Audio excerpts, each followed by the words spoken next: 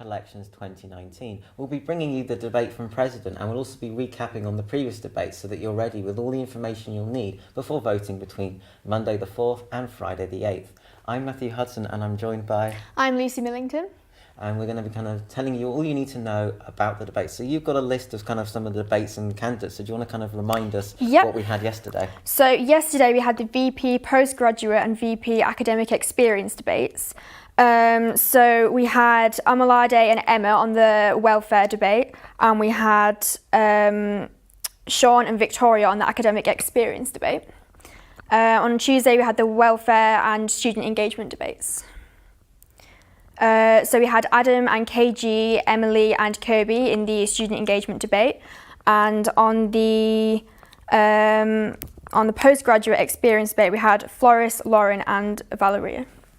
So it was a good debate. Did you catch any of it, or did you kind of... No, I didn't catch any of them, but I think you saw some of them.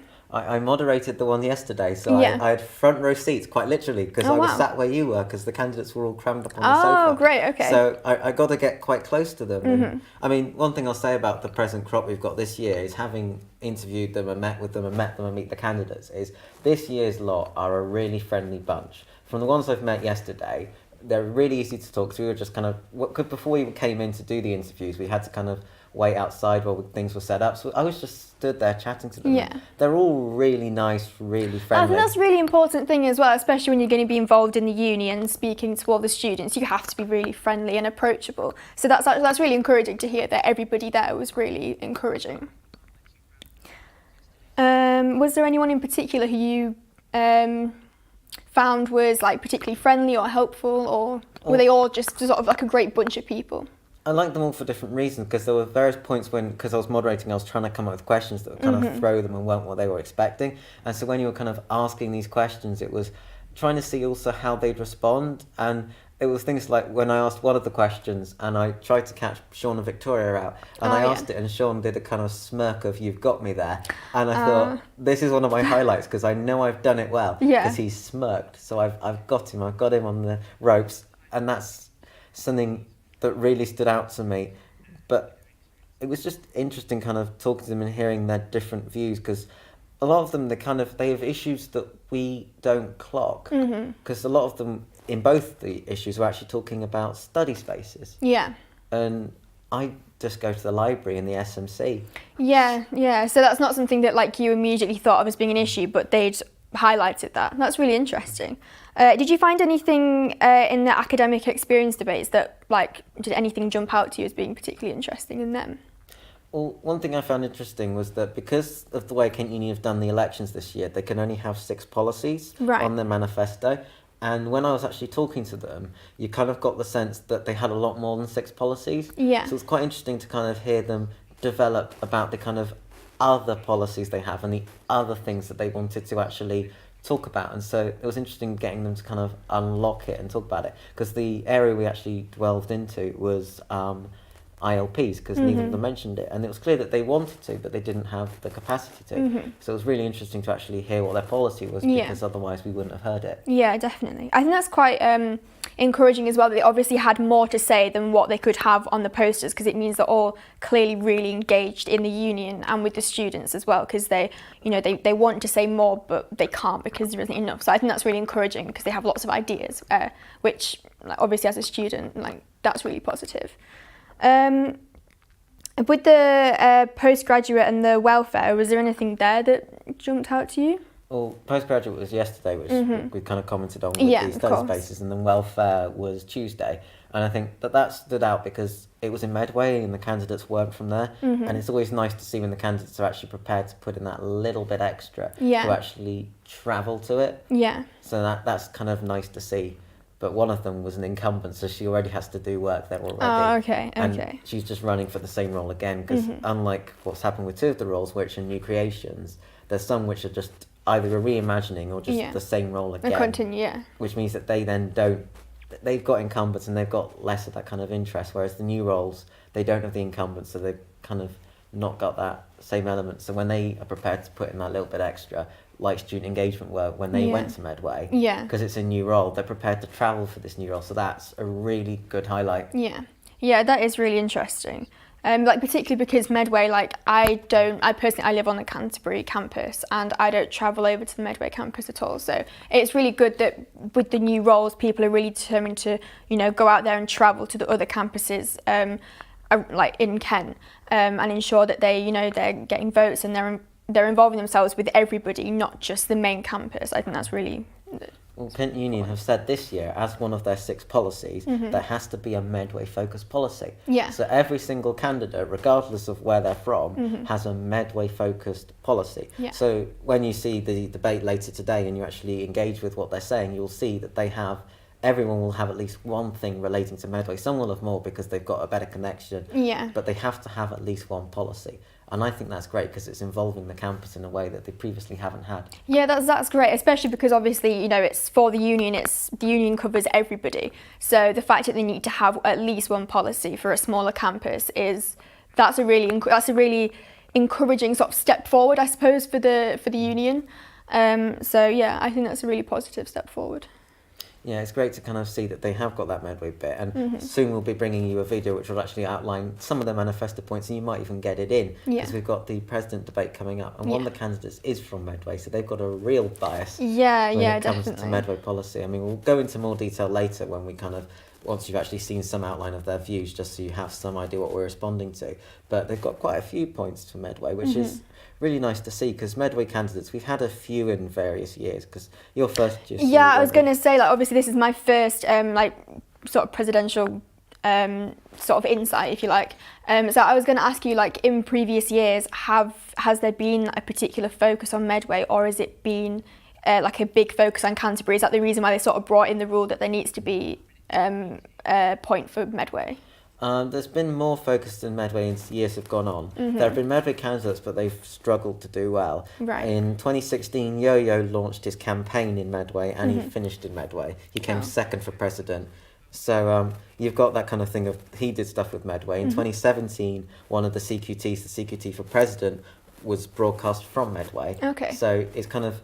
There's been things for Medway in various years. Last year we were meant to, but the snow meant that it had to be in Canterbury because of travel issues. But it means that we've been doing more for Medway. Trying to integrate them more each year. As the years have gone on. Yeah, okay. Because they're a base that you can use to get a vote, and which I imagine that one of the candidates will be doing with some of their manifesto focuses. Okay, that's great.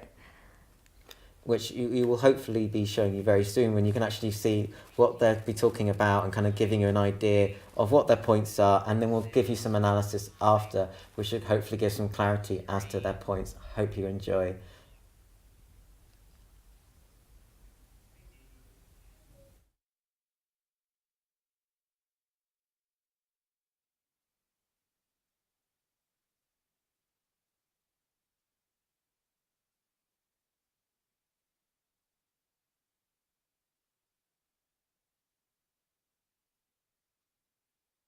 I'm Connor and I'm running for president. Right, so my policies are as follows: NUS reform, making the union far more transparent and drastically improve its communication. I'm looking for a union that challenges student accommodation prices, which are extortionate on campus. And I also want to start challenging Vice-Chancellor excessive pay. I want to bring union politics back to students. So I'm Sasha Langeveld and I'm running to be your next student union president. So my manifesto includes the environment, diversify, as well as protecting EU students' rights. I want to make sure that there's a consistent union experience and that it is long-lasting and not only temporary. And I also want to make sure that students know how important union is and improve our democratic structures. I want to be the change, and I think with the right people, change can happen. So that's why I'm here today. So yeah, bye. My name's Lauren Thine and I'm running to be your next Students' Union president. So my manifesto is based around making the union more open and honest with students, and making it easier for prospective students to find groups of people that they want to be with. So one of my manifesto points is based around making sure that the new networks and student groups aren't lost in translation and have a community of people that they can direct people to, and making sure that GK Unions is actually a place that can facilitate students rather than hinder them in the future.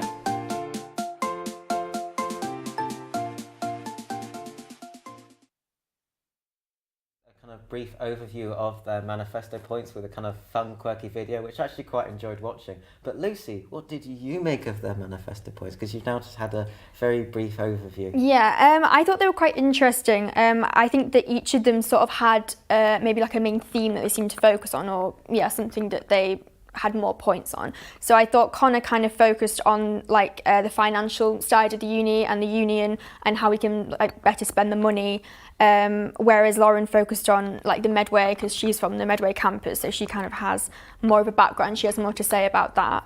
And I think Sasha had like quite a social focus, you know, with the diversifying, especially with the Medway campus as well, and looking at like the democratic structure.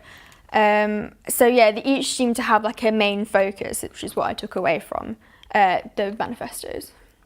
I mean, they seem to have some, just looking at them here, it's kind of interesting mix. It's kind of interesting some of the points they've got, because with their Medway focus, like Sasha's got the BAME network. I don't know if you're familiar with the Canterbury BAME network at all, or any of that. I know of it, but I'm not familiar with it. I know that it's to help Black, Asian and like minority ethnic groups.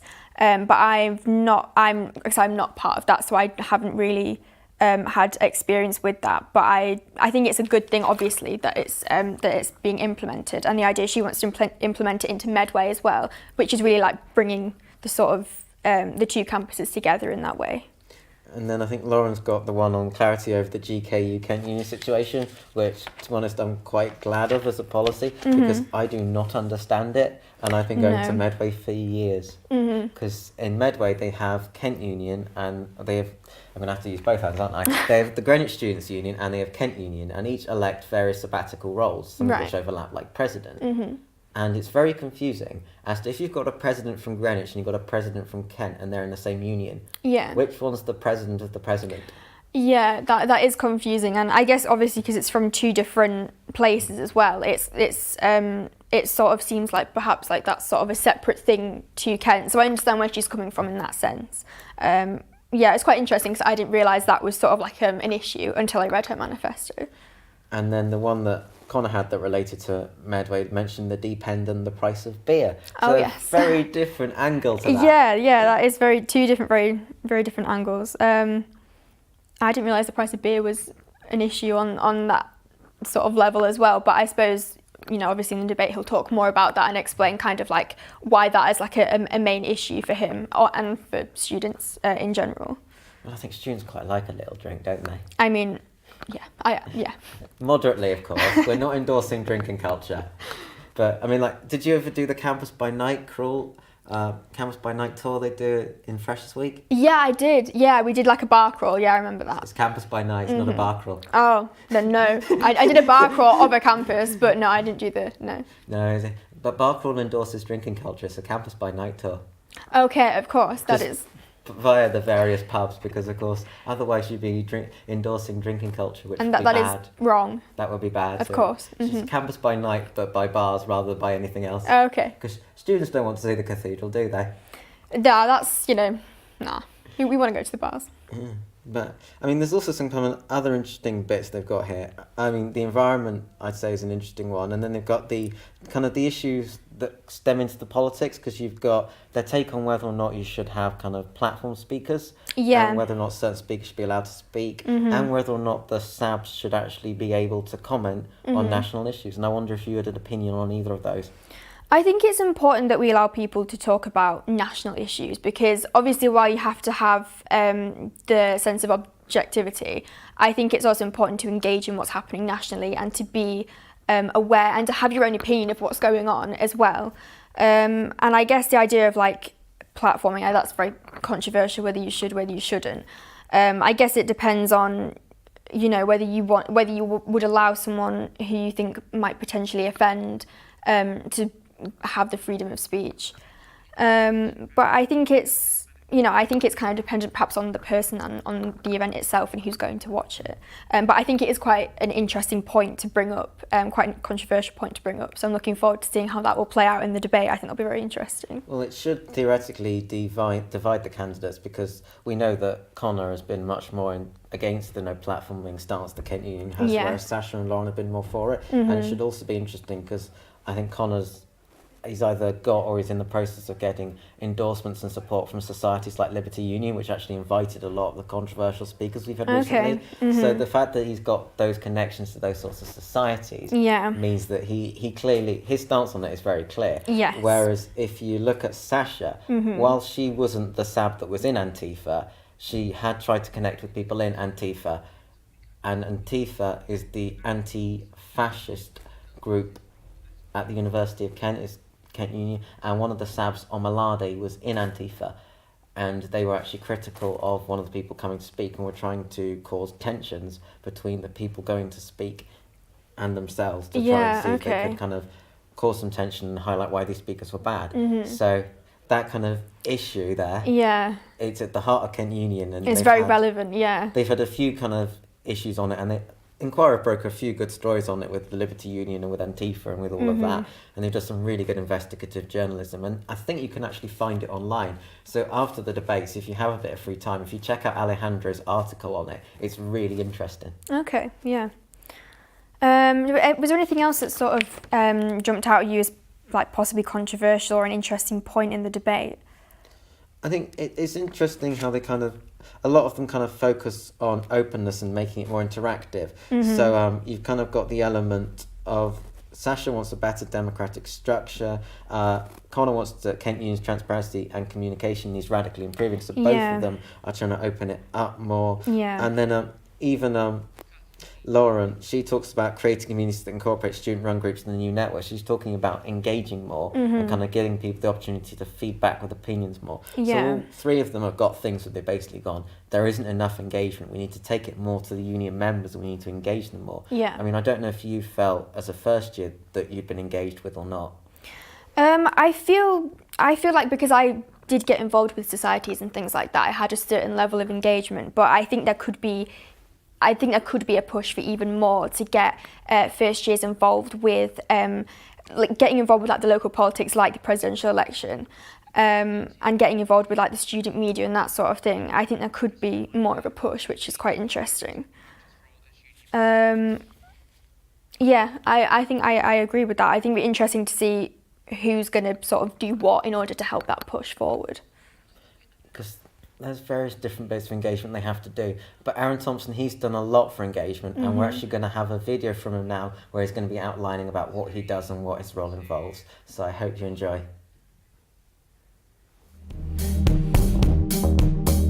On an average day, the role of the union president has a lot of different facets.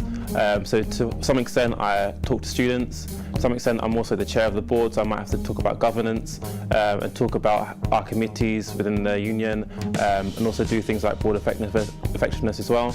But on a day-to-day it's a lot of meetings, so meeting internally with staff to work on campaigns, but also working with the university, and meeting with like the Vice Chancellor, Deputy Vice Chancellors, and talking about key issues that students are facing.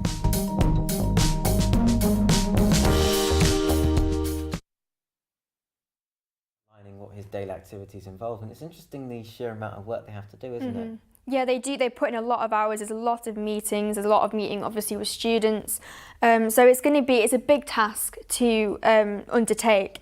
And I think some of the current sort of president ethos is the idea of equality, choice, and belonging, which he sort of states on the union website. And I think it's I kind of noted it was important values to take forward, along with the responsibilities to carry on the sort of like current ethos of being president. Well, they do have to do a lot and do have to do a variety of different roles. I mean, you see them organising all these various events, you see them supporting things. I mean, did you go to any of the Black History Month things? I didn't know. I wish I had got more involved with that, but no, I didn't actually go and see any. Did you? Because Aaron Thompson was at various events promoting them, kind of showing his face. I think he appeared in various videos kind of promoting things for Black History. So he'd done quite a bit for it. So it's things that you don't always necessarily associate with them that they have to do. Yeah. And one of them is Black History Month and all these other bits, because even though that's more welfare, they're still expected to support it. And of course. if things go wrong, they're still held to account for it. So that there's all these different elements that they have to pick up on all these various different roles, and that, I think, is what makes the role so interesting. What would you say, I mean, obviously being involved with Black History Month is a really important thing, but what else would you say are highlights of sort of Aaron's career as president that you've seen? I'd say he's done a few. I'd say it's kind of, he's overseen some kind of decent changes in the union, so I'd say that's definitely a strong point. I mean, like we've got the new Woodies building, and because he's president Kent Uni, he's overseen things like that. So I'd say he's done a fair bit, and he's also managed to keep the union away from scandal this year. I mean, there's been minor things, but there's never really been anything major. And I'd say that a lot of that has to be down to him and the other sabbatical office, because in previous years, I mean, we've had some fun ones, but it's nice to have a year when you don't have to kind of think about what has the union done this year that doesn't look great. So it's nice to have. That's really positive, actually. That's really nice that we have a president who's been able to sort of keep everyone on good terms. We've not had an event which has kind of divided the students, because obviously, like, one of their ethoses is really important, that, you know, especially with the manifestos, as you've mentioned, like keeping everyone together and the idea of like and people being unified. It's really nice that Aaron has brought that, and it'd be really important, of course, for the next president to continue that as well. And I have to say that I haven't sort of, since I've arrived at uni, I've not heard of anything controversial happening in the union. So like I would agree with that. You know, I think it's really important. I mean, and then one of the candidates has the slight advantage that they've already helped with some of the stuff this year because of their role. I mean, the other candidates will have already done amazing things at their own committee levels, but one of them has actually had sabbatical officer experience, so they've had the opportunity to work on various things, including Black History Month. I mean, they set up the kind of Canterbury BAME network as well, so they've kind of done some stuff already, and they've been a part of that, and that kind of, it gives them an edge in a way, because it means they can say, I've done all this, but it potentially also has the thing of, well, it's great that you've done all this, you've got the thing of, would somebody different bring a refreshing and new perspective? So while she's got all this amazing success and achievement, it'd just be interesting to see what would happen with others, and if they could bring the new perspective. Yeah, definitely. So I mean, there's various different interesting policies that they've got there, isn't there? Yeah, there really is, yeah. So I mean, is there anything that kind of stands out for you as kind of that jumps off the page? I actually thought one of Lauren's policies about activity drop-in sessions was really interesting, and the idea that there was, you know, if you don't want the commitment but you want to try something different, I thought that was a really interesting policy. Yeah. And we've now got another video which we're going to be showing you, which will give you even more details about the president debates coming up. I'm running for president. What's your biggest fear? Dying. What's been your biggest achievement? Getting into uni. What would winning mean to you? I haven't thought about that. What's the naughtiest thing you've ever done?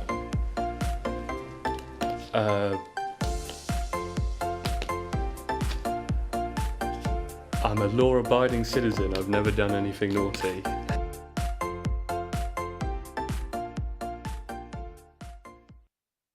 My name's Lauren Fine, and I'm running to be your next Students' Union President.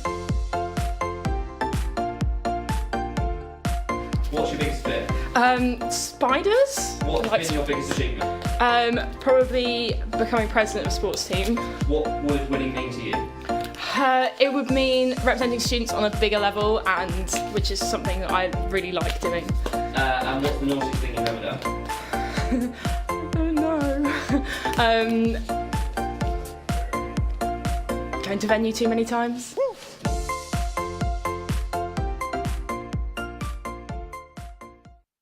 So I'm Sasha Langeveld, and I'm running to be your next student union president. Okay, what's your biggest fear? I actually don't know. My biggest fear? Oh, sorry, I just lost a ball. Biggest fear! I don't really know. Biggest fear, I'm quite scared of snakes. Okay, what's been your biggest achievement? Biggest achievement, I would say environmental sustainability or food bake sales, actually. Yeah, that was quite good. What would... Oh, in life or just like... what would winning mean to you? Winning means... I think it would mean a lot because I think that the students really deserve... I'm just gonna grab another ball. Something. And I don't know, I think when people believe in you, it's really quite powerful. So hopefully students can believe in me. I can do much better stuff. Cool. What's the naughtiest thing you've ever done?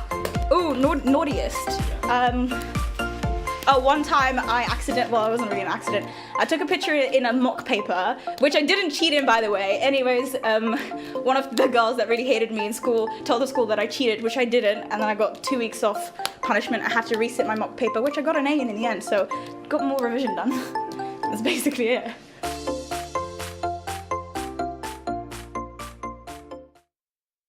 With the candidates juggling balls while trying to tell us about themselves, which I personally found quite amusing. What did you make of it? I thought it was pretty entertaining watching people trying to juggle balls and explain what they've done. Yeah, it was quite fun.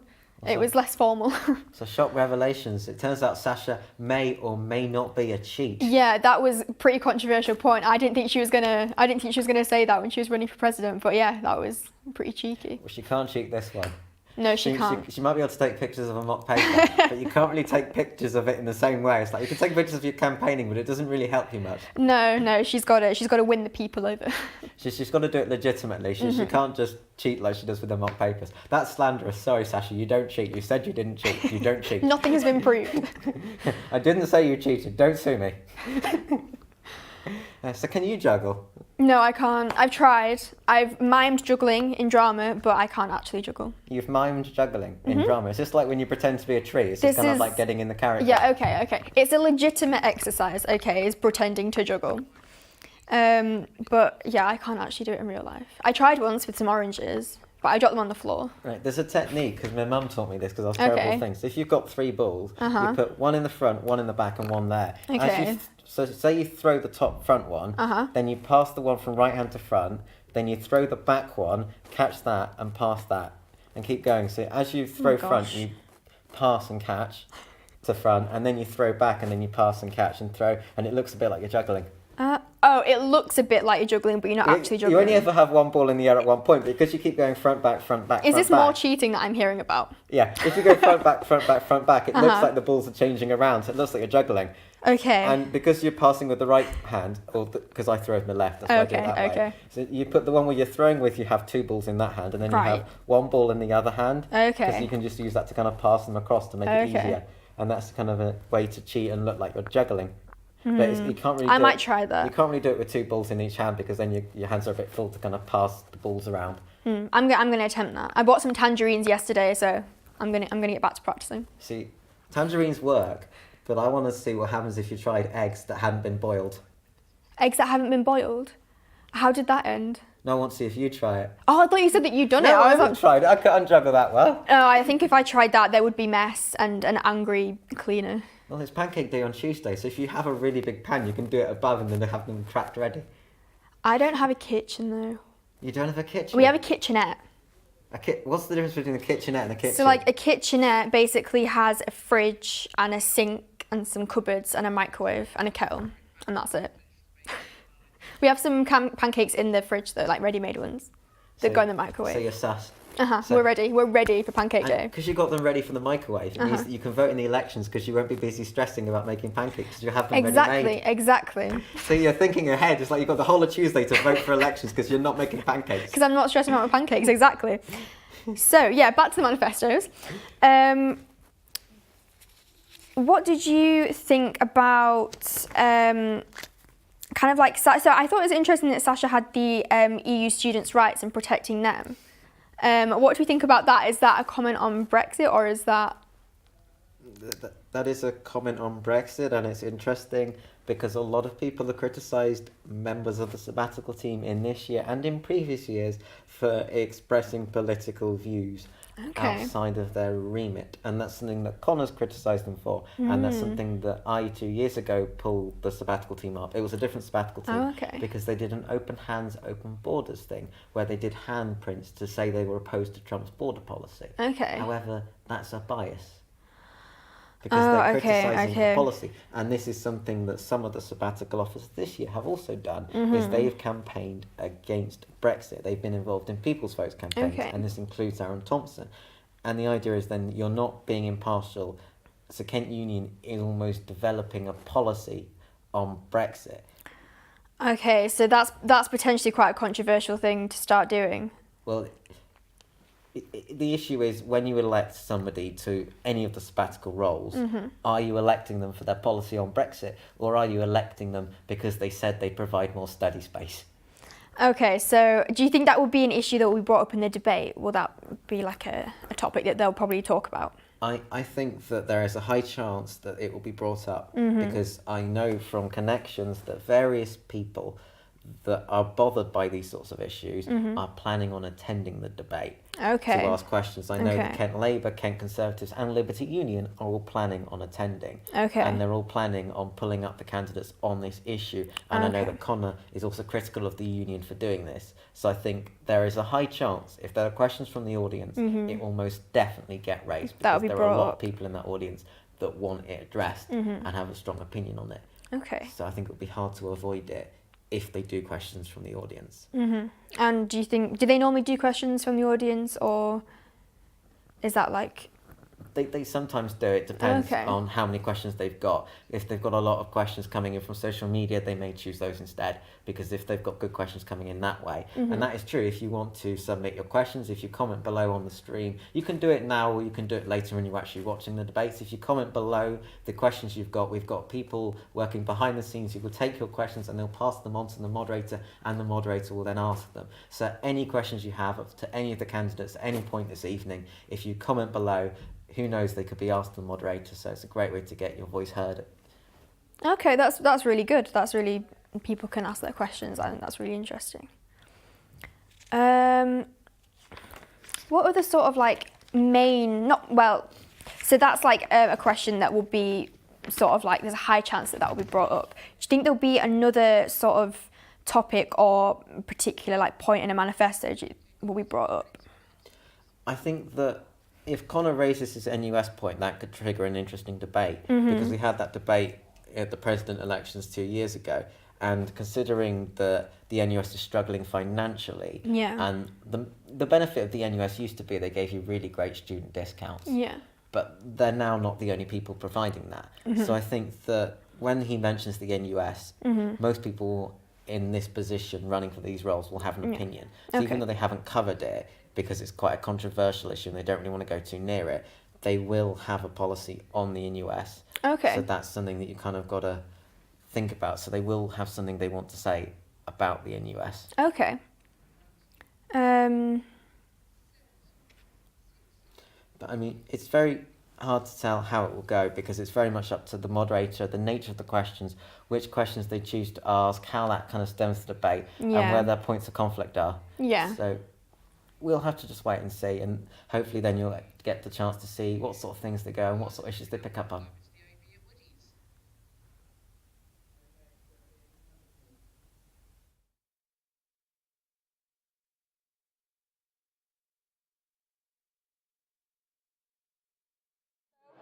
Hello everyone, and thank you for coming to support us all tonight. So I'm your current Vice President Activities, and in my 1 year alone I have challenged the impossible, making them a reality. In my 1 year I was able to do student microwaves, planning one of the biggest cultural food festivals for cultural societies, which was originally inspired by ISOC.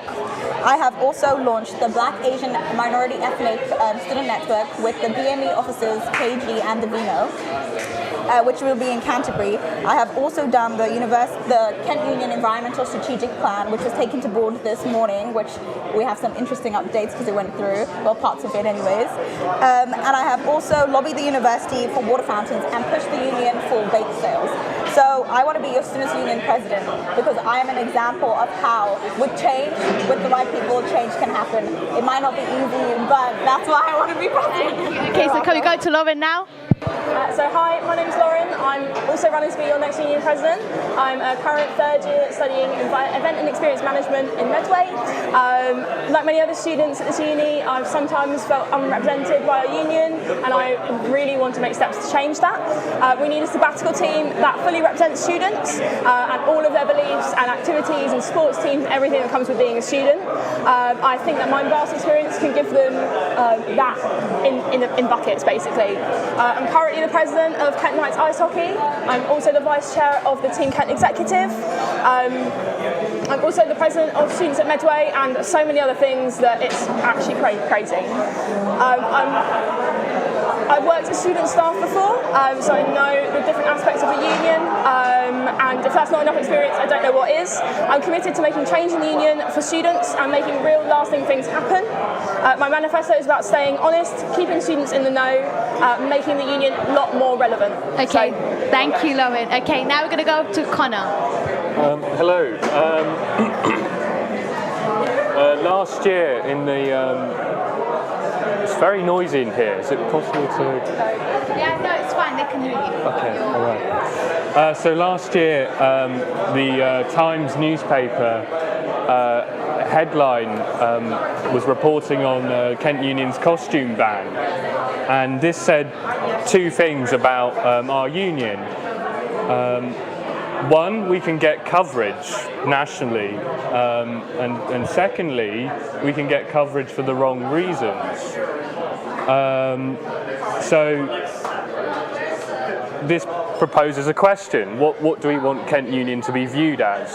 A sort of snowflake, virtue signalling organisation, or something that tackles issues that are relevant to students?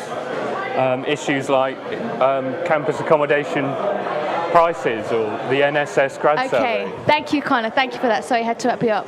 So I'm going to start with my first question then. I'm going to leave this open to any of you guys to answer. But I think I'm going to start with Lauren with this one. Okay, so our question to you is, what do you believe is currently the biggest barrier for engagement with the Kent Union? So what do you feel like the biggest barrier is? I think that, my voice is cracking there. I think that the biggest barrier to engagement with the union is just a lack of feeling represented. So I think that we need somebody that is going to come in, keep students updated, make sure that any feedback they give, any experience they have is replicated in what we share, is shouted about in every way that we can. And I think it's really important that students feel represented in their union. Okay, that's good. All right, Connor, would you want to say anything for that? What I think the biggest issue is? Yes, the biggest barrier for the in terms student of engagement. I think student unions are failing to remain relevant to students. Okay.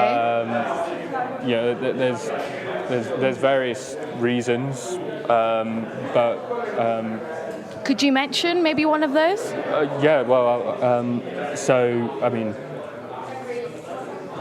I suppose they see a student union which is focused on costume bans, deplatforming, and not looking at issues which affect all students. As I mentioned in the opening speech, accommodation prices on campus, which are insane. I think Rutherford College is £140 per week. That's far more than I pay for a private landlord. And also, and reconnecting with students, like providing services, tangible services that matter. I mean, I think you ask most students on campus what membership benefits they get out of their union, and they're quite hard pushed to give you an answer. So I mentioned my manifesto, cheap beer and bringing back the student music circuit. And while that cheap beer might seem a bit silly, but actually, if students can say, oh well, when you ask them what membership benefits they get out of a union, and if they can say, oh well, Kent Union brings all these, live acts, and we get cheap beer. We can have cheap socials, and we can gather and network. then I think that's a win. All right, thank you, Connor. And Sasha, your thoughts? So my thoughts would be on a couple of things. So one would be maybe communication, because the union does a lot of things to benefit students, from looking at prices, looking at mental health, looking at how they can make the university accountable for the things that they do that affect students, as well as representation is, I would say, a weak point that we need to work on, and I definitely agree on that. But for student engagement, I think there's two different aspects to look at this, because when you see student engagement in the fact of how many student groups we actually have, if you look at how many societies we have, how many people are participating in volunteering, student media alone has so many people, that is really high engagement. So when you look at engagement, you need to understand, are you looking at engagement of how many people are using our facilities, or are you looking at engagement of how people view Kent Union? So it's the perception of whether they are part of Kent Union, because all societies, sports clubs, volunteering, student media, RAG, everyone is Kent Union, but it's a question of whether they feel like they are Kent Union. And I think it's more also a perception, a communication, and a representation matter that needs to be pushed forward, which they are working on right now.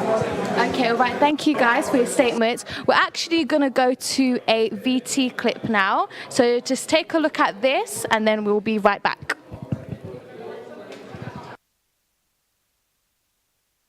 Important that you vote. For years, people have fought for the right to vote, so if you have the right, might as well use it. At the end of the day, us as full-time officers, we affect your student experience. We're here to represent you. We're here to make sure that your time here at Kent is best as it can be. So you need to make sure that you vote for the people that you believe will do that for you.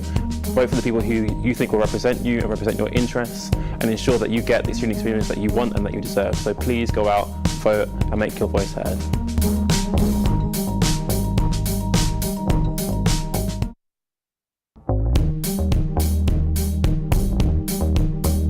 You can vote online or in the venue. So when voting opens, you can go onto our website, click vote, and vote for the people that you want, or go into venue. There's some screens and some computers set up there. You can easily just vote there as well.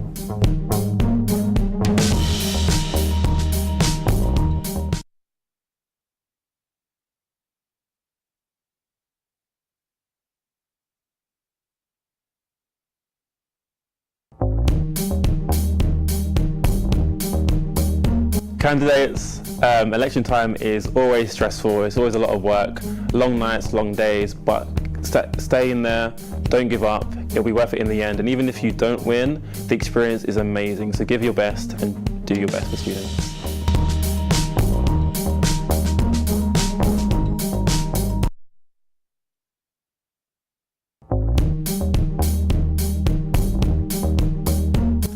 My funniest memory from my election campaigns has to be creating campaign videos.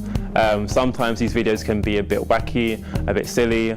Mine tend to include dancing in them. So doing that with people in public, because you'll sometimes see people looking at you funny, but it also just allows you to mess around with your friends a little bit as well.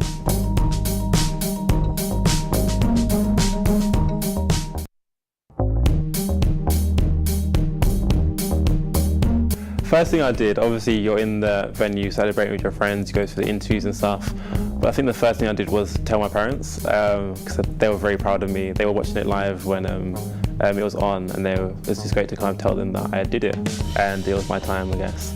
So yeah, just kind of making sure that I celebrated with my friends and family was important to me.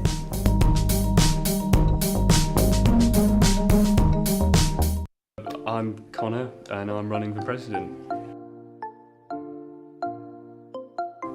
Right, so my policies are as follows: NUS reform, making the union far more transparent and drastically improve its communication. I'm looking for a union that challenges student accommodation prices, which are extortionate on campus, and I also want to start challenging Vice-Chancellor excessive pay. I want to bring union politics back to students. So I'm Sasha Langeveld, and I'm running to be your next student union president. So So my manifesto includes the environment, diversify, as well as protecting EU students' rights. I want to make sure that there's a consistent union experience and that it is long-lasting and not only temporary. And I also want to make sure that students know how important union is and improve our democratic structures.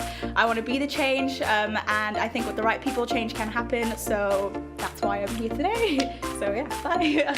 My name's Lauren Thine, and I'm running to be your next Students' Union President. So my manifesto is based around making the union more open and honest with students, and making it easier for prospective students to find groups of people that they want to be with. So one of my manifesto points is based around making sure that the new networks and student groups aren't lost in translation and have a community of people that they can direct people to, and making sure that GK Unions is actually a place that can facilitate students rather than hinder them in the future.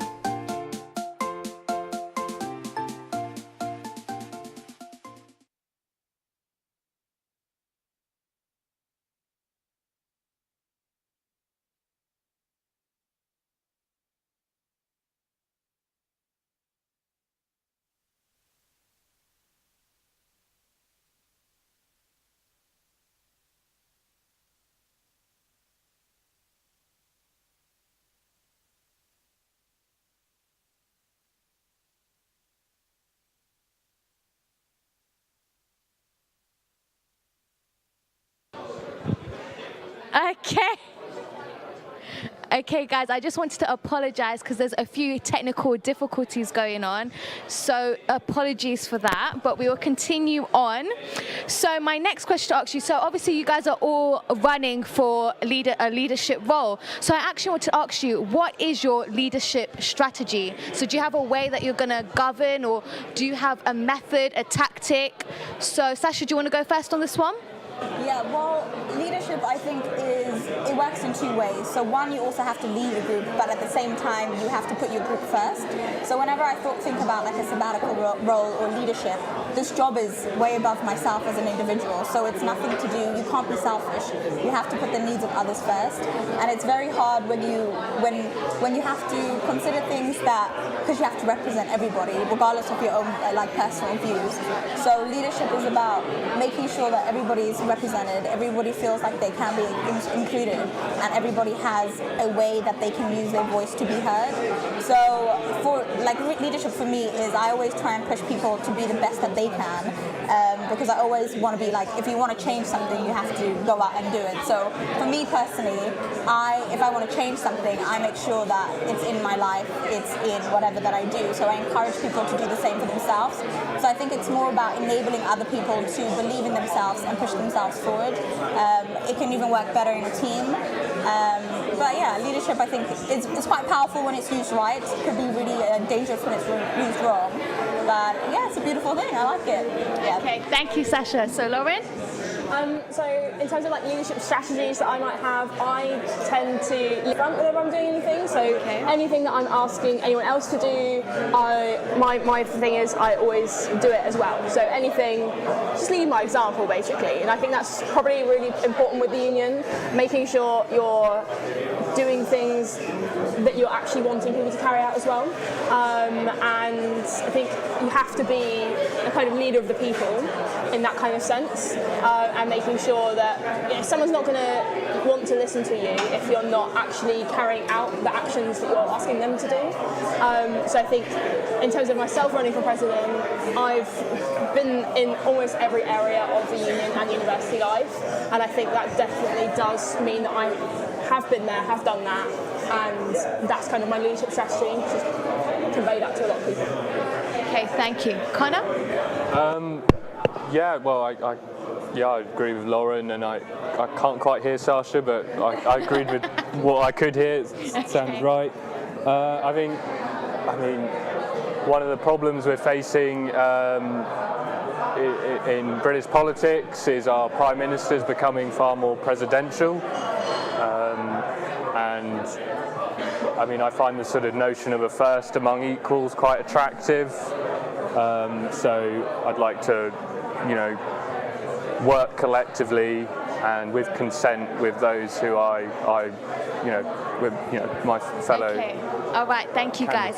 So now this question is about should full-time officers like you guys campaign on national issues. So I just want to touch on you, Sasha, because actually in your manifesto, you actually talk about EU student rights, and you say that nationally advocate on behalf of Kent Union and collaborate with the uni in protecting your rights. Yeah. So that is kind of similar to the question that we're asking here. Yeah. So with that embedded, how do you plan on doing that? So what is your strategy for that? So my strategy is to build on what we've already done. So Aaron's worked really hard in building a national voice with the help of NUS and other students' unions. Okay. So I plan to also take that on.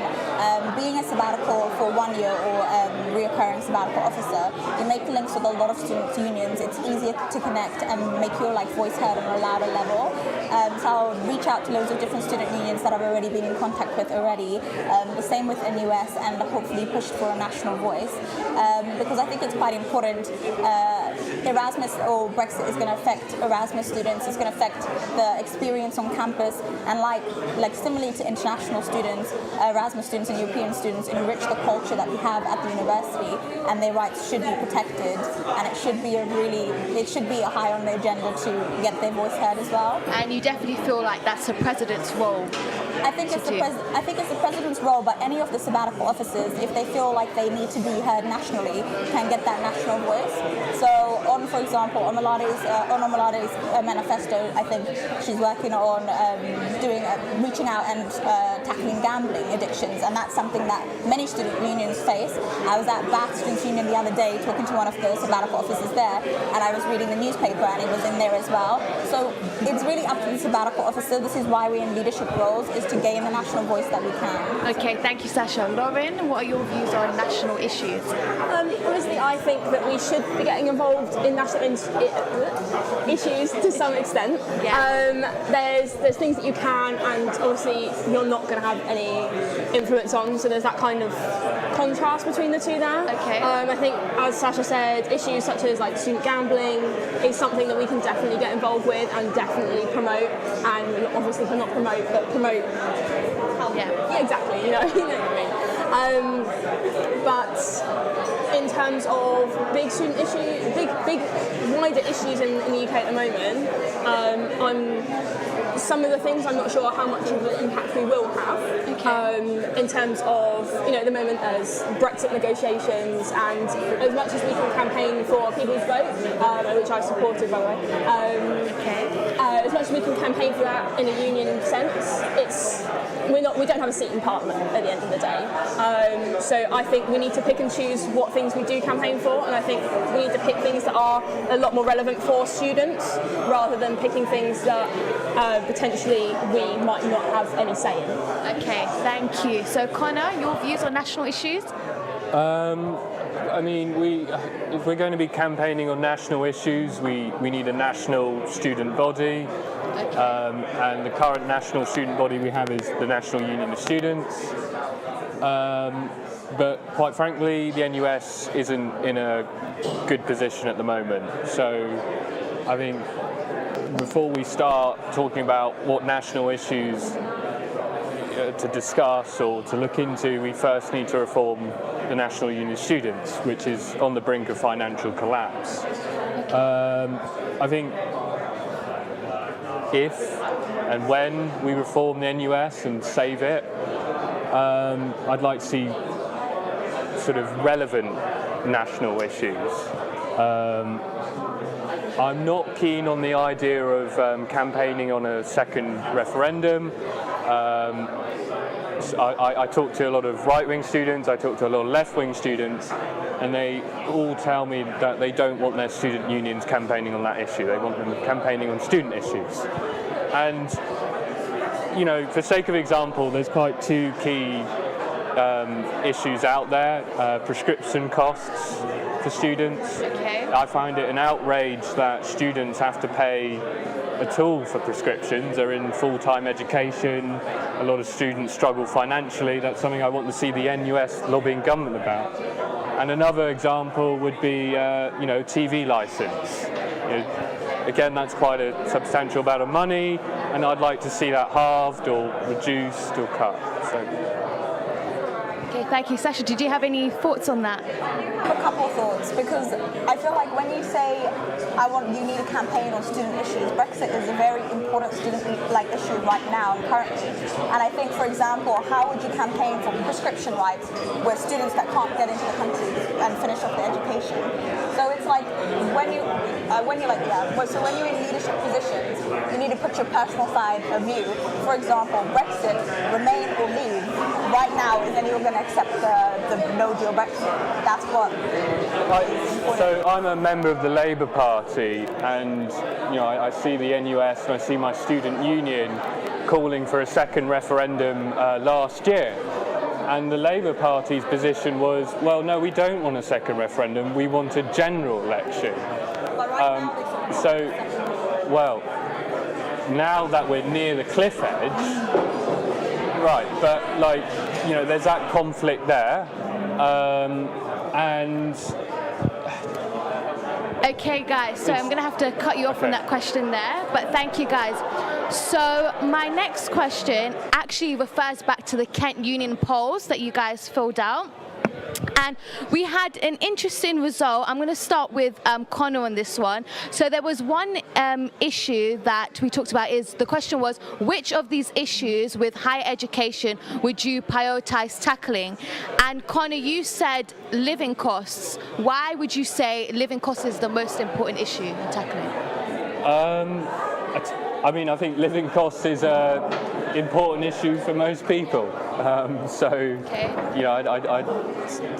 That would be a key priority for any sort of charity. But why is it more of a priority than the others? Like, for example, Lauren, you stated the value of money. So why do you think that's more important than that?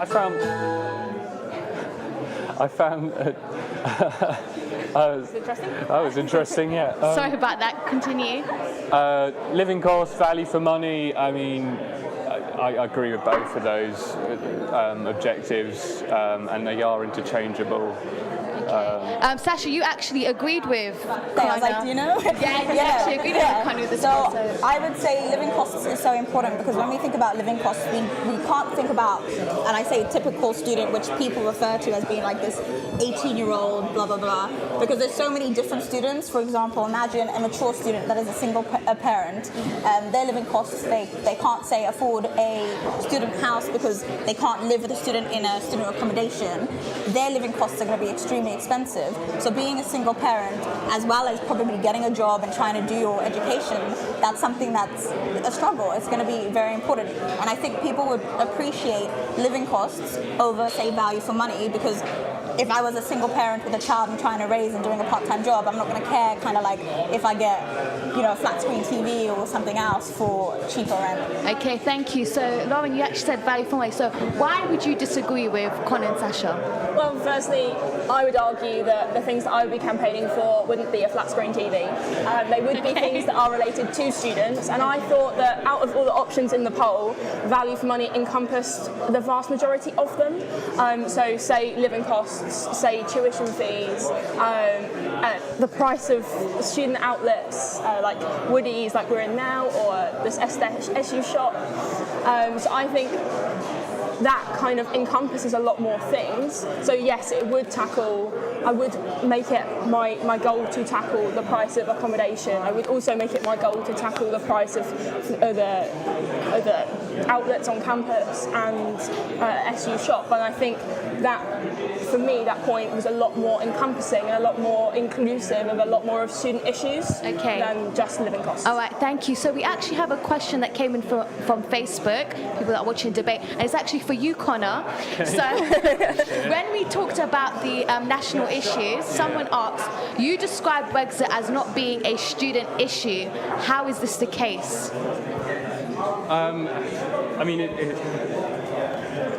It's an everybody issue. I mean, there's other organisations that are campaigning on the issue of Brexit and referendums, but there's a manifold of student issues that are being left to the wayside, and I've mentioned those issues already. So I think we need to get our priorities straight. Okay, so you do feel like it is an issue for us, but it's not a priority? I mean, it's a priority for the country, okay, but within the sort of section of students, I think there's things that student bodies could be campaigning on first and foremost, and you know, referendum and the sort of Brexit issues can be left to other organisations. Okay, thank you. Do any of you guys feel like it is a priority? I mean, Brexit is happening in like 20-something days, and the country doesn't know what they're doing. The universities' comms are trying to ensure that the students know, the EU students know what they're supposed to be doing. Because as it stands now, if an EU student leaves for Easter break, they have 3 months left for them to be like legally in the country until they have to apply for a different type of visa to stay. And it's definitely a timing issue, because say if a student doesn't come or they don't have the right visas or papers to stay for all of the exams, how are they going to graduate? It's a very now pressing issue, so it's very...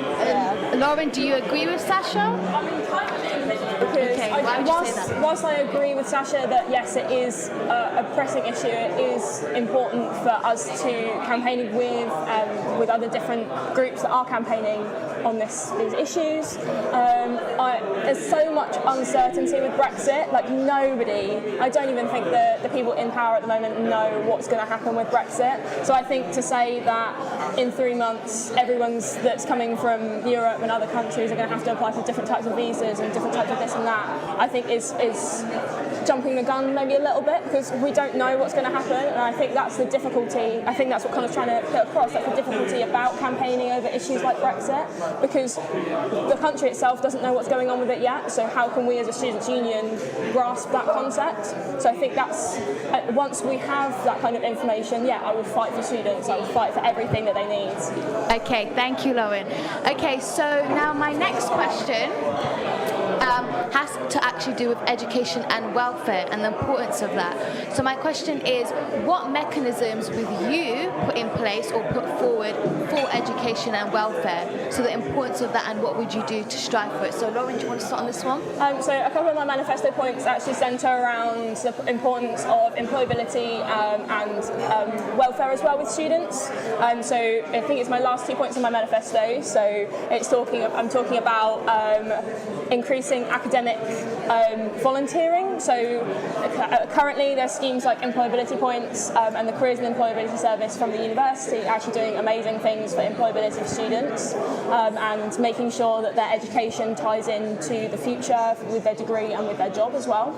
So I think that's something that union definitely needs to catch up on and making it more relevant for students in the future. Okay. And in terms of welfare as well, my 6th point is about activity drop-ins, and I've definitely improved my welfare by playing sports and being a member of different societies, but for some people that's not possible because of different things that are going on in their life potentially. So I think it's really important that we have drop-in sessions that are non-committing ways of getting involved in things like sports, societies, even just like a craft session as well. Do you know how these drop-in sessions will be organised? Yes, so at the moment we have two programs called Give It a Go and Team Medway Social that are happening in Medway. They have over 2,000 participants just this year, so it's really, really successful, which is amazing considering Medway only has like 4,000 students. And they work with doing trips and engaging current societies in getting involved with the scheme. So I think Team Medway football run sessions for different programs, and Give It a Go definitely contacted me as a society to get involved with it. So. Okay, thank you. So Sasha, your views on education and welfare? So my views on education and welfare, I feel like it's very important to encounter and how people, when they do encounter some issues surrounding their mental health and their education. And this is for one of the reasons why I wanted to create the BAME Student Network, because coming to Canterbury, it's very obviously, it's more white than BAME people here, and that's why I wanted to create the BAME Student Network, so students can come together and speak about the issues in a safe space, as well feel represented by the union. And this is why I want to also bring it over to Medway, because I've spoken to some students and they don't feel like the community appreciates them being there, and that would obviously affect their studies. So I want to give students a space where they can talk about issues that affect them directly, giving them a safe space to talk about loads of things and kind of like coming together to see how they can bridge the gap between the community as well as students, and being a support mechanism for them, as well as advertising the advice centre that we have within Kent Union. A lot of students use it already. Maybe some students don't know about it, and it can be extended because we do great advice. So if any student does need it, I would recommend them to go to the advice centre. Okay, thank you, Sasha. And Connor, your views? Yeah, I mean, I agree with most of what's been said. I just pick up on Lauren's point about sports societies. You know, I think getting active and involved in sport is good for your well-being and mental health. And at Essex University, I used to go there, and membership of sports societies was free. And when you joined a sports society, for instance tennis, you got free access to the tennis courts. At the University of Kent, you pay your sports society fee. I think for tennis again it's £30. And then on top of that, you then have to pay access for the courts, and that access comes through the gym membership, which is quite a lot of money. So it's tackling things like that, which you will find will benefit people. Not everyone could be into sports or would like to play sports. What other what other ways could you think could you sort of welfare? I mean, yeah, there's a mix of things. I mean, raising awareness about certain issues, putting more effort into the mental health crisis. There's quite a good campaign at the moment, about respecting women and. Okay, thank you. I think these are all important. So now we're going to go on to another Kent Union poll that you guys done, and this now is mainly focused on Medway students, which Lauren, you talk about a lot in your manifesto. So the question is, Medway students should feel more connected to the Medway campus than to the University of Kent. So Connor agreed and Lauren and Sasha disagreed. So Lauren, I wanted to start with you because, like I said, you talk about Medway a lot and how you want Medway students to be close to the loop, and you actually have a lot of experience in Medway. So could you just elaborate on that as well? I am a Medway student, so that's probably the main thing to take out of this. That's why I care so much about Medway. I care about campuses, both campuses equally, basically. I think that we really do need to shout about Medway a lot more, which is something that the union doesn't do at the moment. It kind of palms everything off to GK unions, which, don't get me wrong, is brilliant, but we need to work more on that.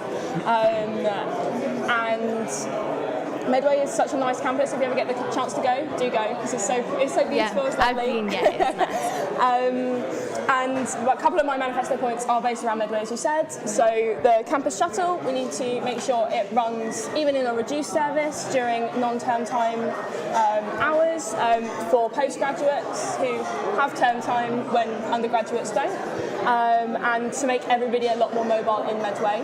And my other point is, as I said, sometimes everything gets palmed off onto GK unions, and I think that Kent Union should be a lot more student-facing in Medway, and maybe we can work with GK unions and Kent Union together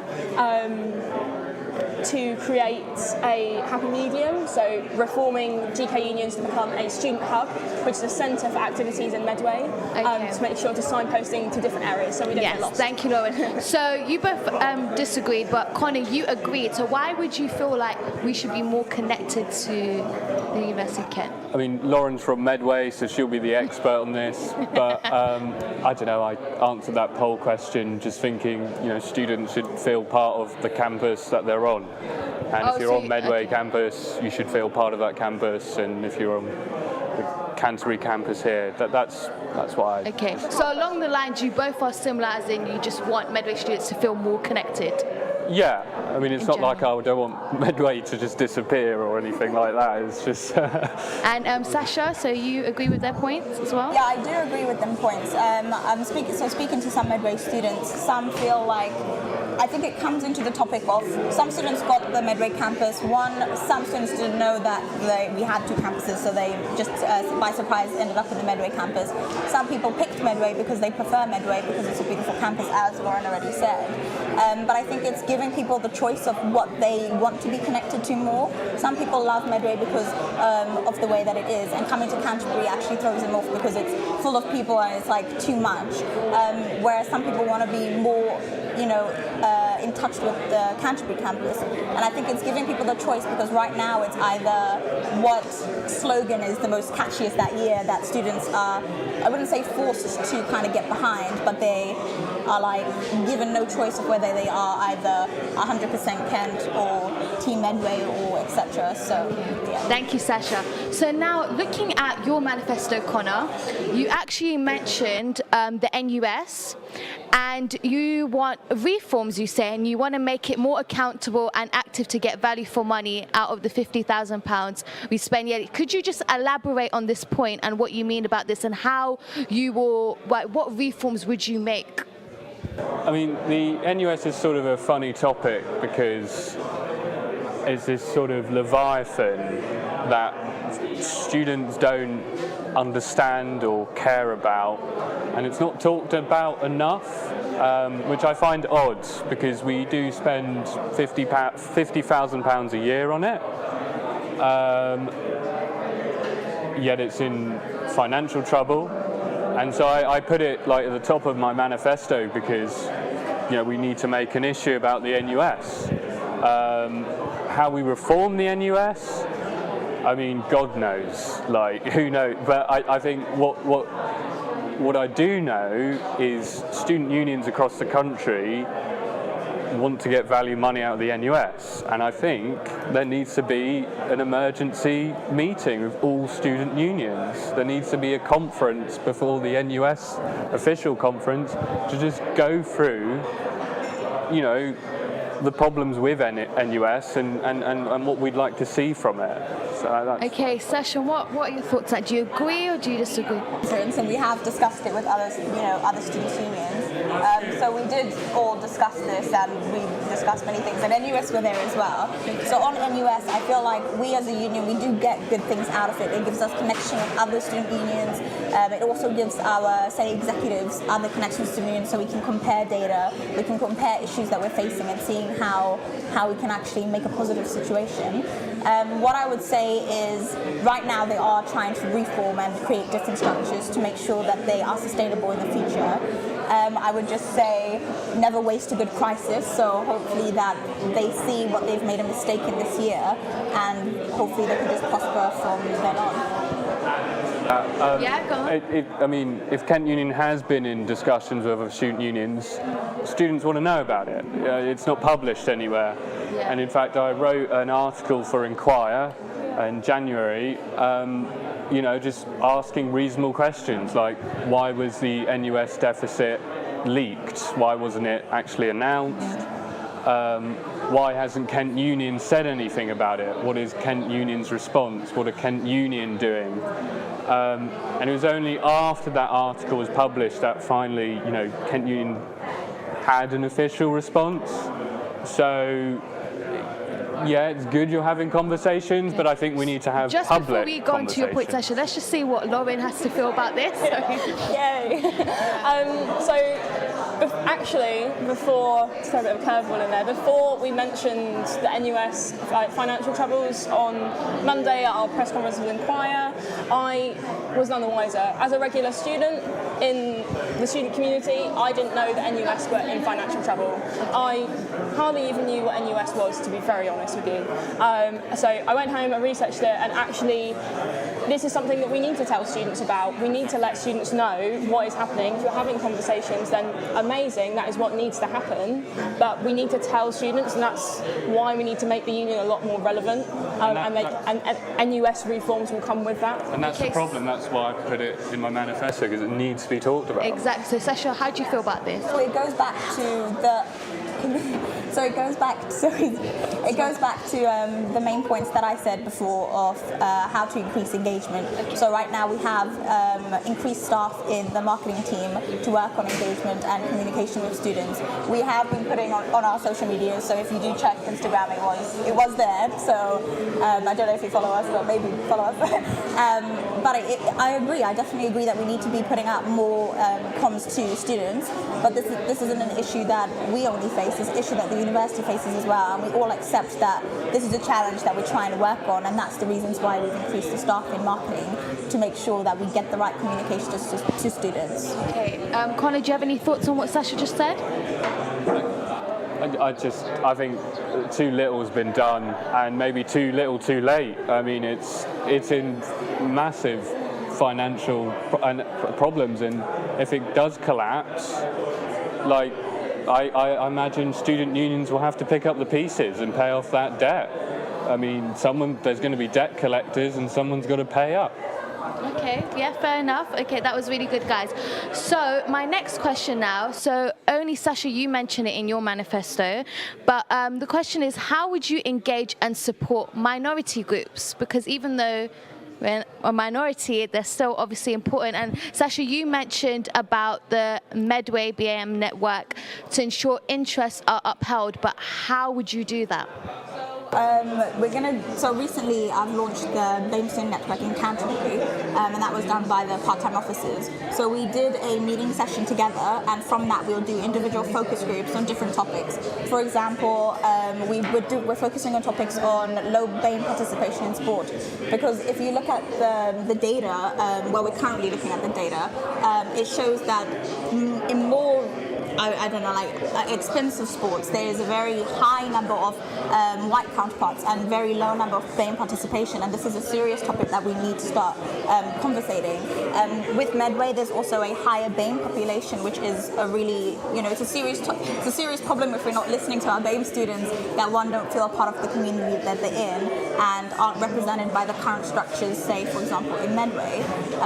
I know it might be hard to get BAME people in leadership positions, but this is why we need to encourage them to go for these roles.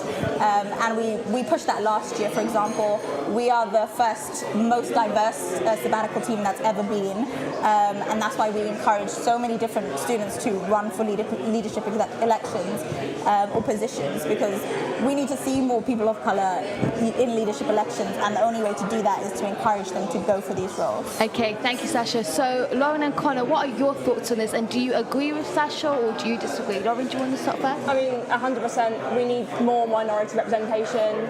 Very obviously, I'm not a minority. I think we can get that out of the way straight away. Like, I'm not going to pretend that I am a minority, because I'm really not. But I think, let's just get it out of the way. But I think I am so for representing minorities. They deserve as much of a voice as any of us do. So how would you do that? So do you have any strategies? So I'll talk you through the structure we have in Medway at the moment. So Sasha said we don't have any structures in Medway. We actually do. We have a liberation officers for lots of different minority groups. We just don't have very big engagement with them because people don't know that they're a thing. Which obviously, quite obviously, people don't know they're a thing. So I think, for one, these networks are going to be a good thing for minority groups.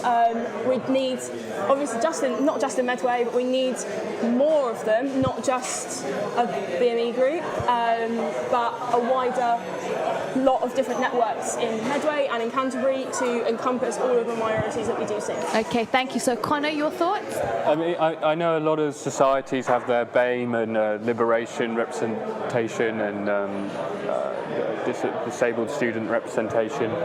I mean, pick up on the point of sort of networking. I think I mean, we kind of need to look at sort of fundamentals. How do we get all students networking? And I think part of that would be reviving college identity.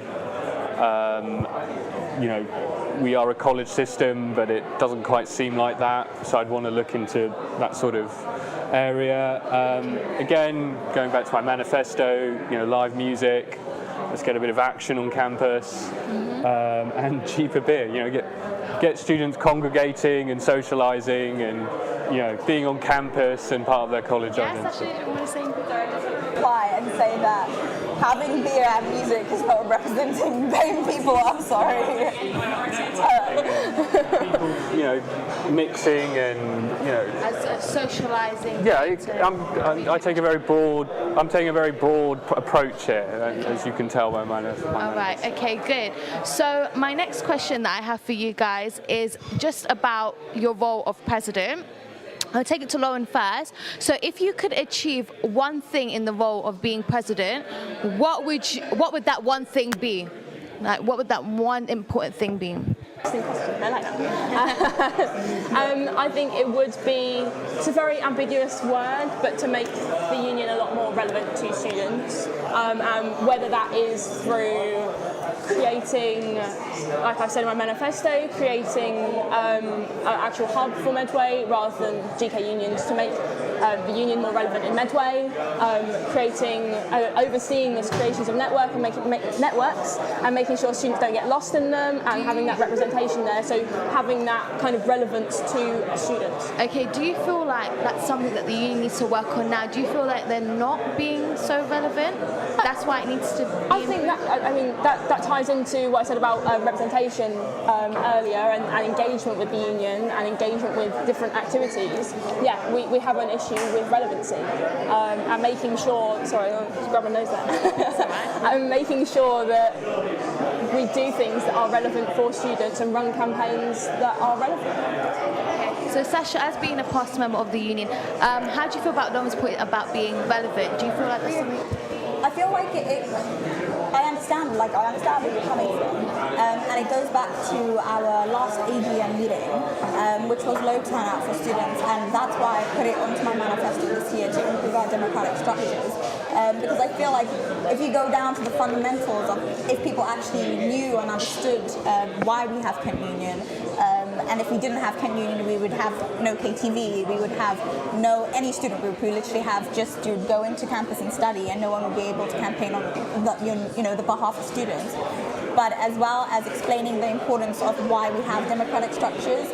For example, if people knew why we had an AGM, which is one of the most important reasons, and legally we have to have one as a registered charity, I feel like people will all right, thank you. So Connor, your thoughts? And so the question was... So the question was, if you could only achieve one thing in the role of president, what would that one thing be? I think it would be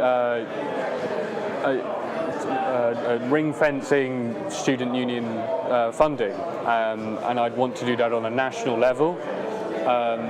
At the moment, students are dependent on university funding. So every year, student unions have to bid for funding from their university, and I think that's a troubling dynamic. So I'd like to see a national movement to ring fence and protect student unions from being dependent on the university. And I think one way you could do that is having some sort of national scheme in which a percentage of your student loan goes directly to the student union and not to the university, for then the university to decide how much the student union receives.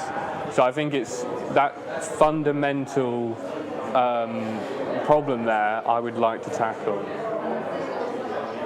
Okay, thank you. So now moving on to a next question. So if money was not an object, what one thing would you do to improve the university? Lauren?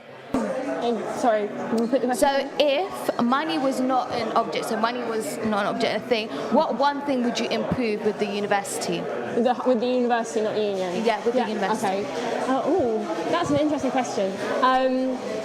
I think it would be to make sure that every school feels like it has its own home, and making sure that every school has its own building for that purpose, and giving... Sorry for the technical difficulties, guys.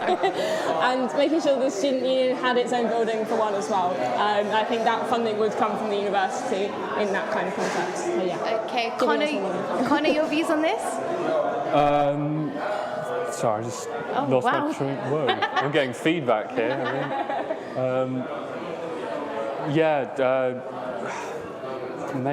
I think a lot of students complain about contact time. Okay. I'd like. Do you mean like contact with academic advisors? Yeah. So I think students want more lectures and they want more seminars. And going back to the point of getting value of money, I feel like a lot of students, they pay a lot of money and they only get 8 hours a week of contact time, and I think I'd like to see that to improve. Okay. Sasha, your views on this?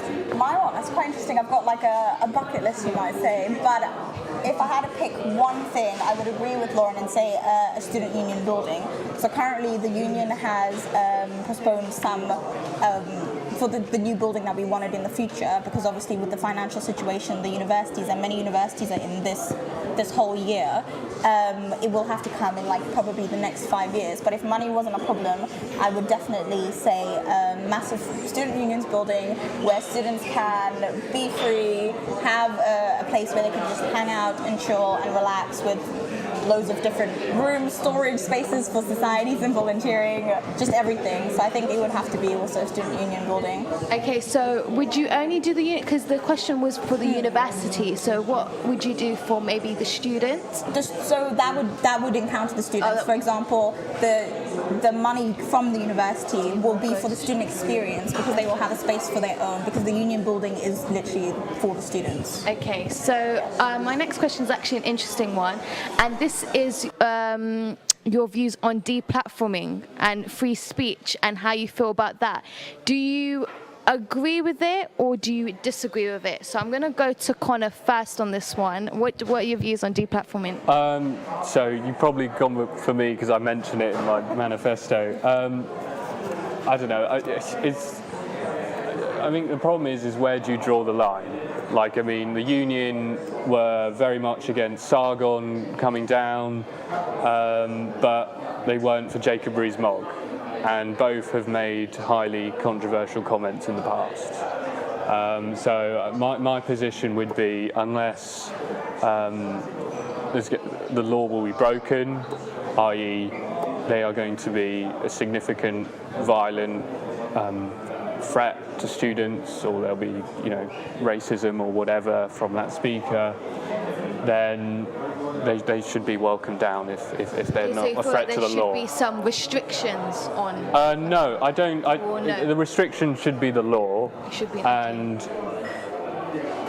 if a society invites a controversial speaker down, it should be for all of us to judge that society. And if you don't like who the speaker they're inviting down, then you can exercise your freedom of speech and protest outside, or go in and ask them challenging questions. Universities are all about, challenging your views and your perceptions of the world, and I think we need to... Okay, thank you, Connor. So Lauren, your views on deplatforming? So obviously I agree with freedom of speech as a principle. I do think our students should be free to invite speakers onto campus, to hear different points of view, to hear different perspectives on life. I think it shouldn't be done with a threat to students, as Connor's already said, so it should be done in a legal way. No one's going to come on and be a threat to students, but it also shouldn't be a threat to students in their own beliefs as well. And I think that sometimes the union's position on those speakers needs to be it needs to protect students and how they feel as well.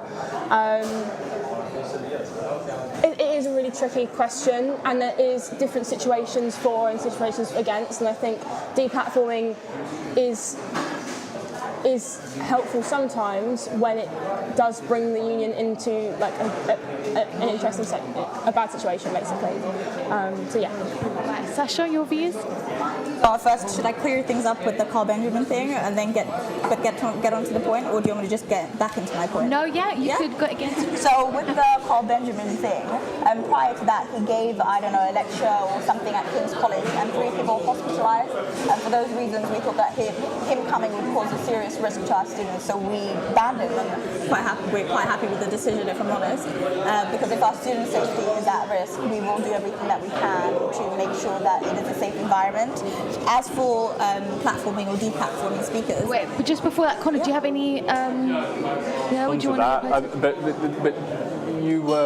But the university didn't deem it as a risk to students, and the university also has an obligation to protect students. So we have almost a contradiction here. But we're a separate organisation, so it's not necessarily a contradiction. It's just we have different views. Okay, you have different views on the matter, but Kent Union didn't express, they said there was a legal issue at the time to this person coming down. But, you know, if there was a legal issue, then the university would have had its reservations. There is a statement online that you can read if you want to just clear things up. Sorry, there's a statement online if you want to read it. From Kent Union? Yeah, there is a statement. Yeah, but you hid behind this idea that he's breaking the law. But if you read it, it doesn't say that. If he was a threat to the law, then the university wouldn't have allowed him to come down. But I mean, is Carl Benjamin a threat? I mean, he's an. I mean, he did say that black people have a lower IQ than white people. I mean, the guy. I'm not defending. I mean, the guy is a nasty. He's a nasty person, and he's this internet troll who's a Mr. Nobody from nowhere. But Lauren, what do you feel about Connor's thoughts? What do you feel about Connor's thoughts? Do you agree or disagree? Connor's thoughts are his thoughts at this point. The union had its stance, so I think the union needs to take that stance when it needs to take that stance, as it did. All right, thank you guys. So we're actually going to go on a 5-minute break now, so we will be back after this.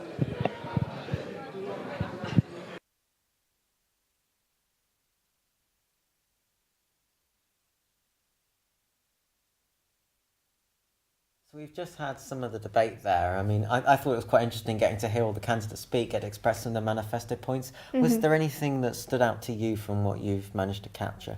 I think one of the most recent things that we were discussing was if money wasn't an objective, what would they do to help improve student life? And I think both Sasha and Lauren were talking about how the idea of having like a student union home or like a proper building for the student union, which I sort of didn't really consider, but like on reflection, that's actually really interesting and a really important part of the union that I think hasn't sort of been addressed. And then Sasha was of course saying how with the financial problems they couldn't afford to sort of build that in the sort of at the moment because there isn't enough money to sort of provide that. But in a few years' time, I think that would be a really important addition to the uni. So for me, that was like quite an interesting point. Was there anything that you sort of thought? I mean, there was interesting some of the things they said. I mean, there were certain things where you kind of thought, that's not possible. Mm-hmm, yeah. And one of them was when they started talking what we'll do nationally and how we'll link with other universities and make national changes. You're thinking, mate, that won't happen. That's implausible. That's just not going to happen. There was some very ambitious, I think, sort of strategies, wasn't there, that were brought up, which I think, unfortunately, I think it's perhaps overstretching the resources of the students and of the president. Which is kind of unfortunate, but at the same time, like I think particularly Lauren has mentioned a lot about the realism of a lot of what the students can do. So I think Sasha was kind of discussing how she wanted to campaign about Brexit and that kind of thing, and I thought it was interesting that Lauren sort of kept bringing up the point that like, is that a realistic goal for students? Can we make an impact sort of nationally, and should we not more bring the focus back to the students, because it is of course the student union? So yeah, what did you think about that? Well, I think it was interesting when they kind of brought up this national dimension, because it's an issue that has been kind of playing with the union for a few months. Yeah. So I think it was something that was inevitably going to come up, Yeah, of especially course. here, because it doesn't have such a clearly defined role as the others, because the others are clearly focusing on one aspect of the university experience. Yeah. It means that anything that's kind of seen as the wider outlook of the union, it's going to come up, and so I think it was inevitable that those sorts of discussions and Yeah. debates about national issues, Because they are so relevant. Yeah. they were going to surface now. They weren't going to surface in the earlier debates. And so it's really interesting just to see the kind of conflicting views inside the union, because it's something that a lot of university students won't debate themselves. So it's really nice to actually eventually get to see what people think of these issues. I agree with you. I think it is interesting to sort of finally see it, like particularly as a potential president, to see people's insights and whether they think it is an issue that we can tackle, or whether they think it's an issue which is just kind of too much of a stretch for the resources that we have, and like the impact that we could make. Was there anything else that you thought? Well, while we were kind of watching the stream, we managed to fact check one of the manifesto points. There was a manifesto point we found for Connor, and it had a figure, and we weren't sure about the figure, but we managed to get in contact with somebody that works, because he mentioned how pints at the deep end, the amount they cost, and we saw that number, and we both thought that was an incredibly high figure and couldn't be right. But we've been in contact with somebody that works in the deep end, and they found out for us, and that number is correct. So we've managed to get a bit of fact-checking live as well. Oh, wow. Okay, that's interesting. So, because it was, how much was can you remember how much? It was like £4.70.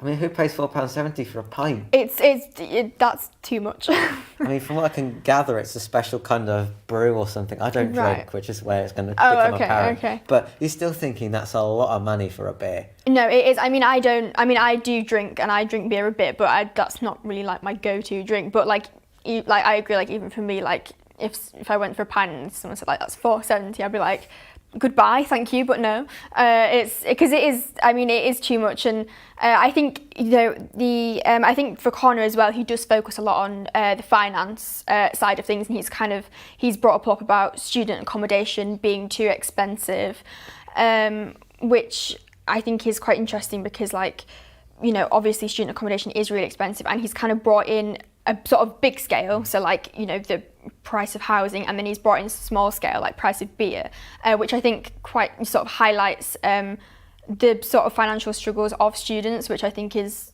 quite important to address.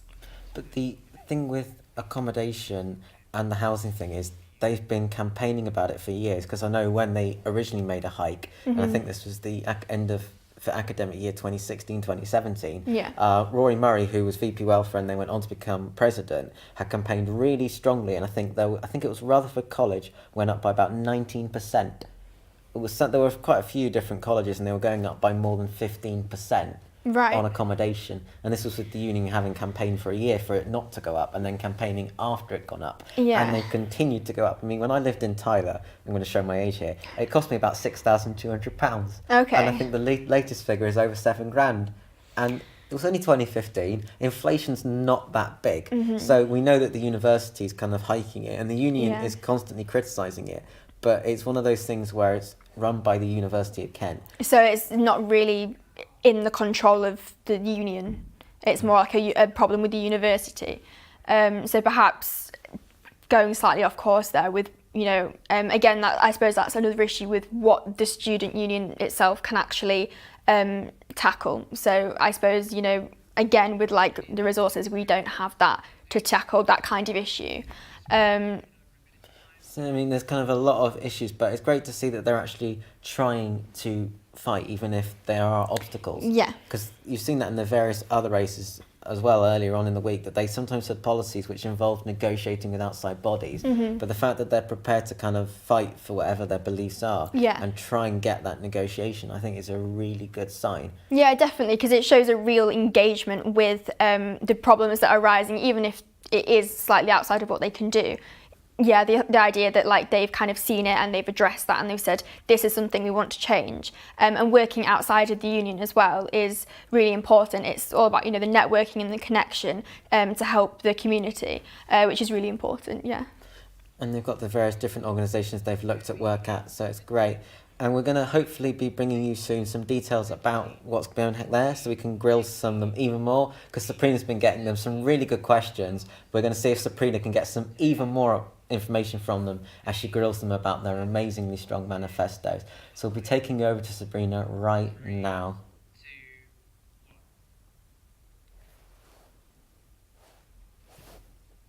Live. So just before we went on the mini break, we talked about deplatforming. So now I'm actually going to take this to Connor and talk about your manifesto.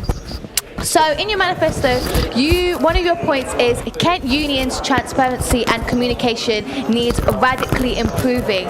First, I want to know why you think it needs radically improving and how you would make that happen. Why? I mean, let me give an example. So we had NUS delegate elections last year in November, and quite frankly, they were advertised pretty poorly. We received like a general email, and the NUS delegate elections was right at the bottom in the far right corner of the email in small, lowercase writing. And apart from that, and one Facebook post, I don't have any other social media, but just Facebook. So that was all that Kent Union did in terms of advertising the NUS delegate elections, and I didn't think that was good enough. I mean, again, in the context of the NUS financial instability, you'd think Kent Union would be very keen on getting students involved in the NUS delegate elections, and you'd think they'd be keen on advertising this. And actually, we all rely on this social media and online stuff, but good old-fashioned posters and leaflets, just getting things out there in the open. So when I want to improve communication, that's sort of what I want to see. And again, that links with transparency, I think. All right, so Lauren, do you actually agree that the Kent Union does need to be more transparent, and the points that Connor raised on how to do that, or how would you do it if you have an issue with it? How would I do? So if you did have an issue with Kent's transparency, how would you, like Connor said, how you would do it, how would you tackle that issue yourself? I think transparency is obviously an issue, and relevance, and all these kind of ambiguous terms that no one quite knows how to get to. I think it is about running a lot more physical campaigns. So as Connor said, having these posters, having these things going around campus to make sure that people actually know what the union are doing in the first place. So having posters around campus, having any physical campaigns that are going on, actually going out talking to students. I know you've had pop-ups this year and had access hours, and I think that should continue and increase in terms of frequency, moving around a lot more, and actually getting to talk physically with students. I think that would be a really important thing to do. Okay, thank you. So Sasha, you are actually all part of the union. So what are your views on Connor's views on transparency and stuff? Did you think that was an issue? I feel like transparency is something that we can always improve. I feel like this year it has been dramatically improved. We've got loads of social media now. We've been posting officer updates. We've been trying to keep students involved as much as we can. Could that be improved to make it even better? Of course, everything can be improved to make it better because nothing is perfect. What I actually gave an idea to the sabbatical role is doing, say, undercover SABs. So this means that we would go back to work with students, in the bar, in the library cafe, in the SU shop, to speak to students and tell them what we're doing. So far that has been rolled out, and 3 out of the 5 have been doing it, and the others are going to be doing it in the next couple of weeks. So I think transparency can be improved, definitely. Have we done things to try and improve it this year? So would you agree with Connor's points about the posters, more manual? Posters, I'm a bit conflicted because obviously we want to create more posters, and I agree that we need more posters, but at the same time, we want to do the most effective way of getting students to understand what is happening with reducing our environmental impact. But I do agree that posters are a very good way to engage students. Yeah, Connor? Transparency also on a university level. I mean, the decision making that goes on by the university is kept kind of quite secretive, and I'd like to see the union, being more active on sort of publishing and giving updates on what's going on. Within the university. That's good. Okay, so now my next question is kind of similar to that one, and it actually talks about the student voice. So how would you improve the power of the student voice has on campus? So as being transparent is for the students, but how would you actually represent their voice? So Sasha, you can start off with this one. Oh, I think a lot of students have a lot of things to say, which is quite nice. But a lot of students don't understand the democratic structures that we have in place. For example, if you really want to change something on campus, for example, if you wanted to make it a union policy, you have to do it through our change of petition. And this is because we're a membership, focused union. We're also a registered charity, so only our members can actually have an impact on what we do.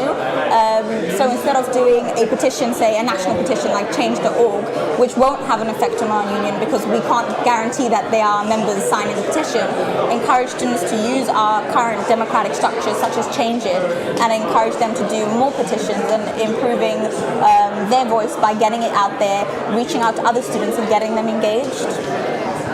Your views, Robin?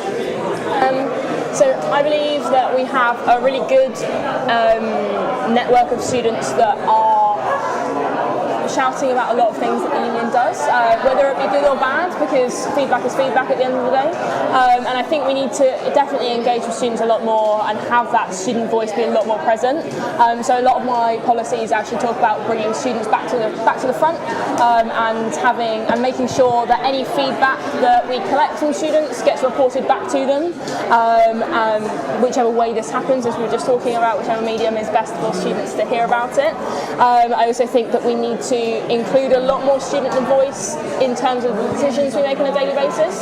So I had heard from different areas from Kent Union that there is not an investigation, a kind of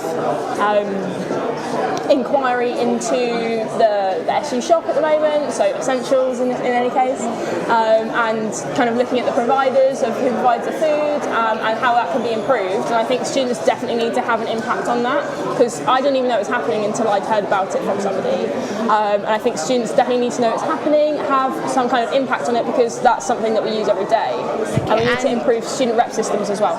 Okay, yeah, because you talk about Medway students as well. So would you add that to the student? Obviously, you would add that to the student voice. Of course, and I think that's part of my point about increasing Kent Union representation in Medway and having that presence in Medway as well, and making sure student voice is heard in Medway. Oh, right, okay. Connor, how would you represent our student voice? How would I? Yeah. Or, sorry, you want.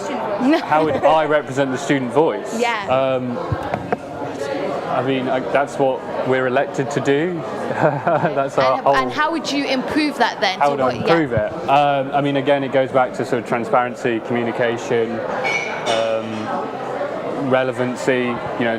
Students want to feel part of the union. You've got to, essentially, tell students why they should get active and involved in the student union, and that involves actually campaigning on prominent issues.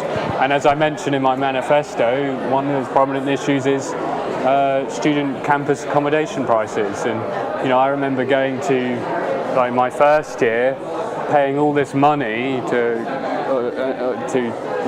on accommodation, and the student union had no position on it. There's no sort of we're not told where this money goes, how much profit's being made on it. And so, it essentially encompasses a lot of there's a lot of things that we can do to improve the student voice, and I think the main thing is having a union that's relevant. And one of your points, going just back to the transparency point, do you feel like that also has an influence on how successful our student voice could be represented? If you have an open and transparent organisation, I think you'd want to be part of that. But if everything's sort of hidden and not and secretive, then do you really want to be part of a clique? Sasha, do you have any views on that? I would just say I would agree. I think it's also about humanising Kent Union, because when people see, for example, say sabbatical officers, I don't know, some people might be like, I can't speak to them, or I can't do that. And I think this year we have really pushed humanising Kent Union and letting students know that they can come and talk to us and feel safe. For example, when we launched the BAME Student Network, we asked students, why did you come? Because we wanted to know, why did you actually come tonight? And some of them said, because I can see BAME representation in leadership roles, and it makes me feel like it is a more welcoming place for me to discuss my opinions. So I would definitely agree that it's important. Okay, so thank you. So Lauren, do you have any other additional views on that, on student voice? No, I think that's what I'm improving. So going to your manifesto, Lauren, you actually talk about, so this is going on to employability now, and you talk about keep it relevant. So you state that we're here to do a degree, so let's emphasize employability and introduce academic volunteering schemes across both campuses so students have real world experience before graduating. So why do you think this is an important issue, and how would you advocate more employability services? So at the moment, as part of this term, I'm the Canterbury Employability Points Ambassador, so this is kind of the root of where this has come from. I can see the effects that employability points has on students. I had on myself as a student as well, and I think that really needs to be replicated in the services the union provides. From what I've heard, academic volunteering is something the union has potentially tried to do in the past, or inquired about doing in the past, but I think it's definitely something that needs to be rolled out, because I think it's a really interesting concept, going out into businesses in the local area, improving your local area at the same time as improving yourself.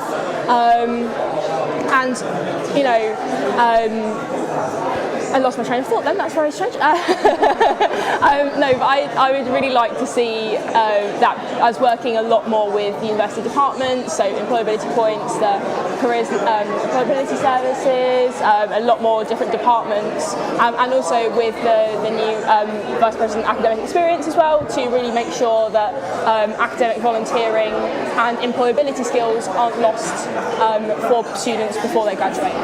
Okay, so Sasha, do you also feel like employability is important? The Vice President Activities, I actually sit on employability, and I work really closely with the university on this, and they do a lot of great things, such as they set you up for certain events, and certain events do have a certain look, I could say, and they set you up of how to present yourself, of how to eat correctly, because people do judge you on that if you're going into a prestigious law firm or something like that, and the university does that. I wouldn't say so much as to duplicate what's already been done, but make more of a collaboration. Make more of a collaboration.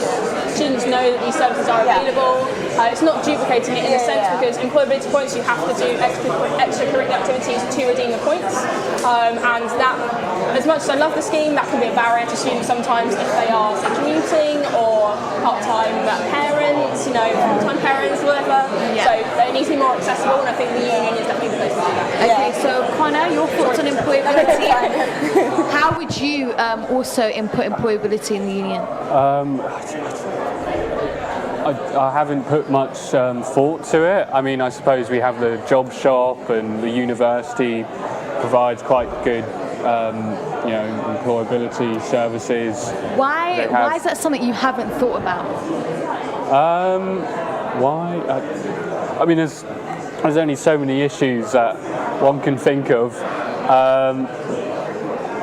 That wasn't on the top of my agenda, but I think the university does quite a good. Well, my department does. So we have a lot of alumni speakers that come over. I've been to a few,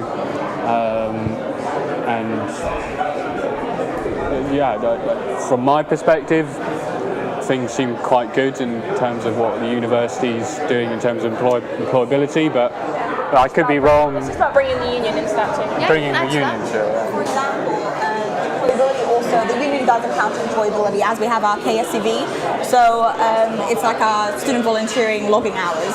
So any volunteering that you do, which is if you're part of any society, if you're on the committee of any student group, you can log these hours, and these hours are collected and put on your year transcript for when you graduate. So you can tell employers that I have an amazing degree, but as well I spent my time giving back to the community, and you can see this through my year record with my employability volunteering hours. Okay, so Lauren, do you have any thoughts on that? I think just the point is, it's not necessarily, I love KTV, it does a good job, as you say, it puts everything in the transcript for you. It's just making sure that the union is still relevant to the fact that we're at university, like that's what we came here to do. We didn't come here to be members of the union. We didn't come here to necessarily just be on a sports team or a society. We came here to do an academic degree, and I think that the union definitely needs to stay in touch with that. That was more of what the point on my manifesto was about, as opposed to putting things on the transcript, which we already do. Okay. Yeah, You can move on if you want. I was just about to say that I totally agree with you that university is about getting your degree, but it's also about developing yourself as a character. Because for example, if you leave university, how many people leave with the same degree, the same grade, and you're fighting for the same job? You need to make yourself stand out, and that's why it's so important when you talk about employability. You also talk about the aspects that don't directly seem employable, such as volunteering. Okay, so Connor, how did you feel about what Sasha? Do you agree that it's not just about this, it's about your character as well and other skills? Sorry, I can't hear you too well. Sorry, so Sasha, did you hear what Sasha said? Some of it, yeah, it's hard, So hard she said to hear. how it's not just I'm about sorry, it's quite noisy in here. employability, it's about other characteristic goals and other skills. So do you feel like that is alongside important as your degree? Yeah, I mean, we're here to get a degree, and we're all seeking for good jobs at the end of the day, and we're here to experience university and the social life that comes with it.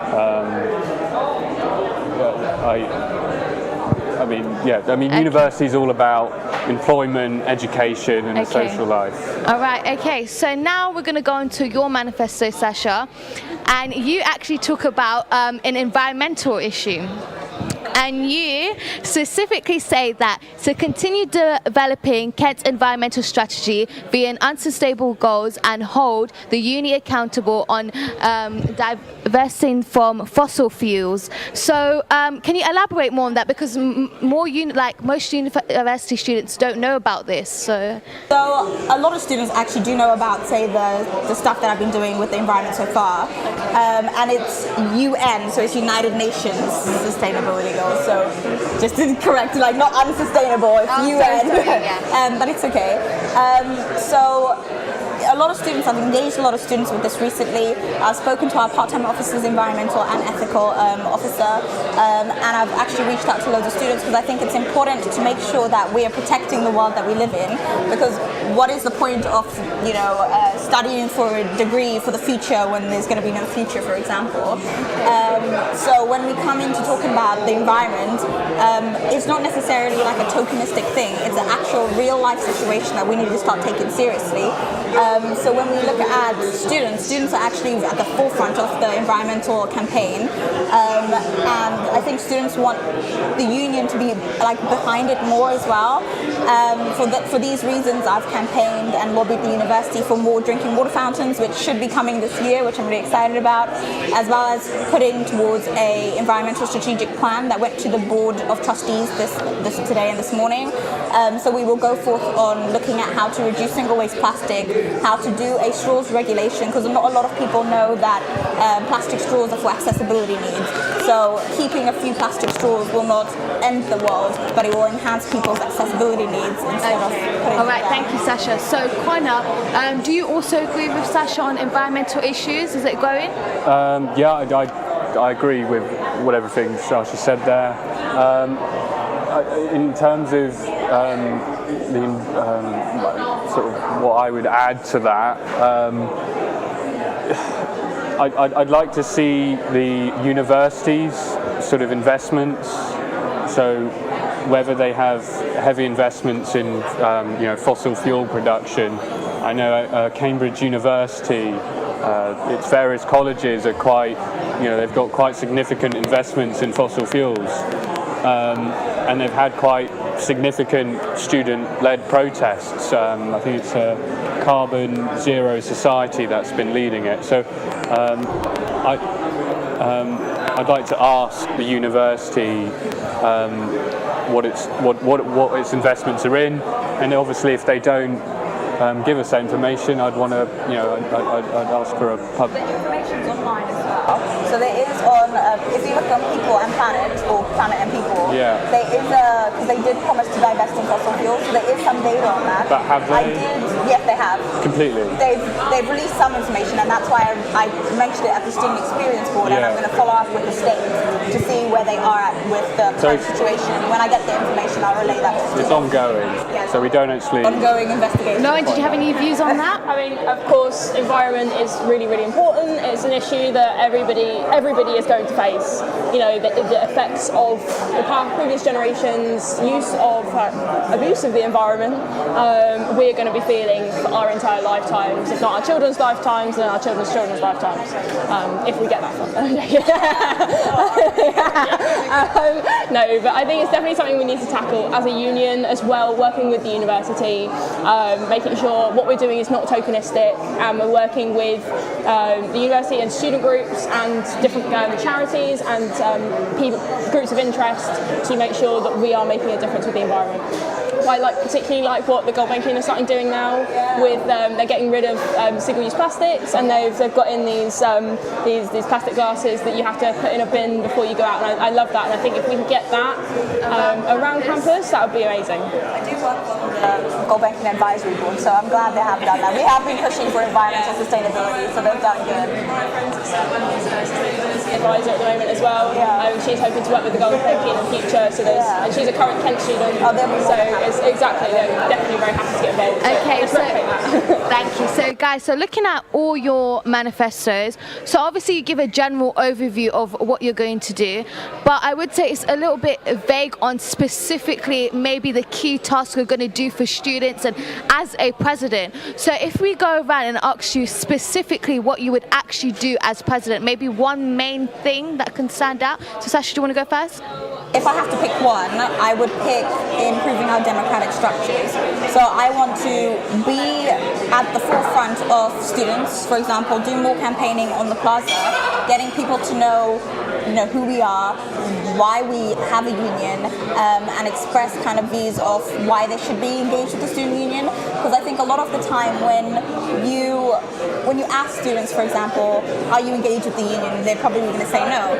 But if you ask them the question, are you part of a student group, they will say yes. But being a part of a student group is also engaging with the union. So what I want to do is campaigns to let students know what an annual general meeting is, to let them know why they should be scrutinizing their offices part-time or full-time, and actually holding offices to account. Because, for example, this year we had our scrutiny panel, and nobody roasted me. I was waiting for it, and nobody roasted me. And I think it's so important to hold offices to account, because if nobody is telling me that I'm doing wrong, not that I'm going to think that I'm doing right, but I want to know what I can improve on, because as a leader and as a representative, you should always be improving what you can do better. Okay, so Lauren, what about you? The question, it's all right. So we were just talking about your manifestos and how you're a bit vague. What specifically would you do? Specific. Sorry, I might have touched it. So I think specifically, I would, if I was elected as president, I would definitely work on making sure students feel valued, whether they are a committee on a society or a sports team, or they're just somebody that's just walked in from their first year, making sure they feel valued and represented by the union, making sure we have relevant content that is being delivered to students. like Sasha said, getting out there, representing students, meeting students, being held accountable. But I think one of the most important things the president needs to do is making sure that we deliver exciting campaigns, that we collaborate with different SUs across the country, and making sure that we actually really do make an impact and make actual things happen throughout our tenure. Does he need it too?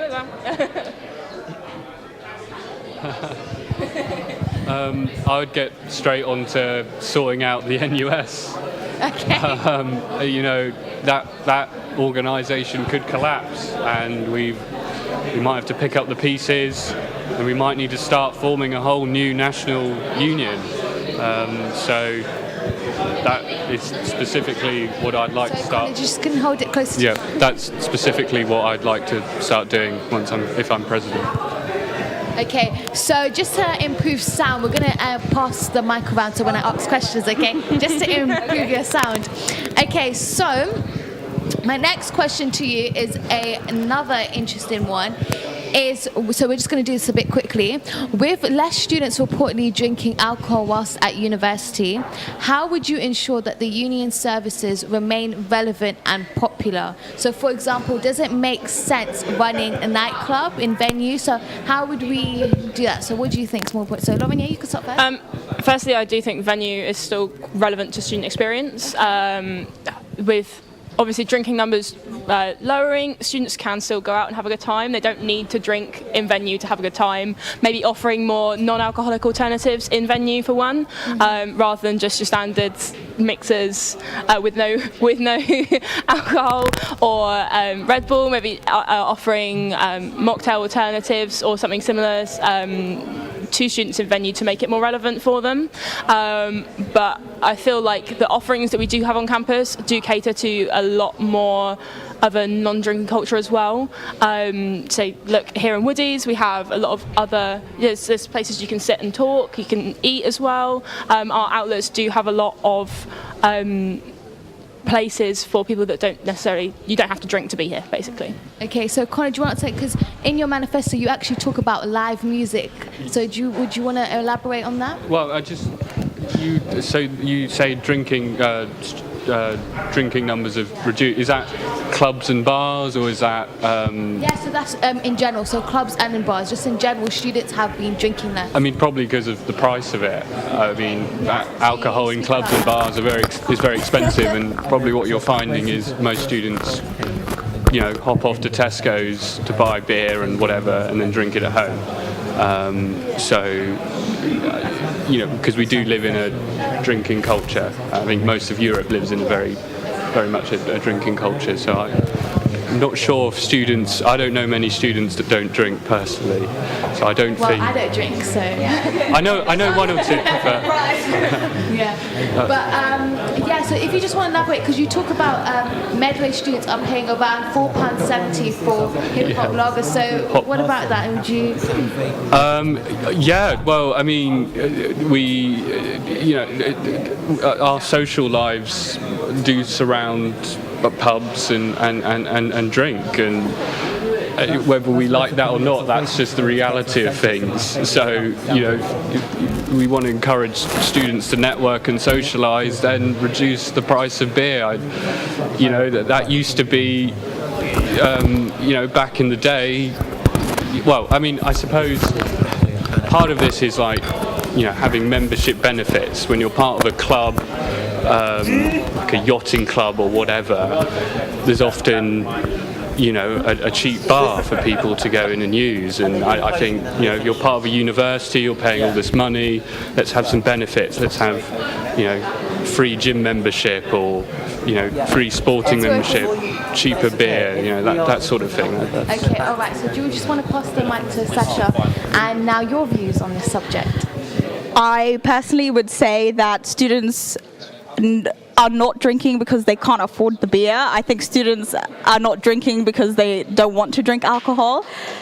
For example, one of my housemates does not drink alcohol. You don't drink alcohol. and it's not because you can't afford alcohol, it's just because it's just a choice. So to campaign on something where you're supposed to represent a lot of students, you will be unrepresenting the students who don't drink. There's loads of societies, it is a choice. Yeah, of course, but as the president, you're going to be leading the union. You should be representing all students as best as you can on serious student issues. A lot of students don't drink currently because we're coming out of a drinking culture. I know, for example, we have this pub culture in England, some cultures in Europe, but you have to understand that we also facilitate international students.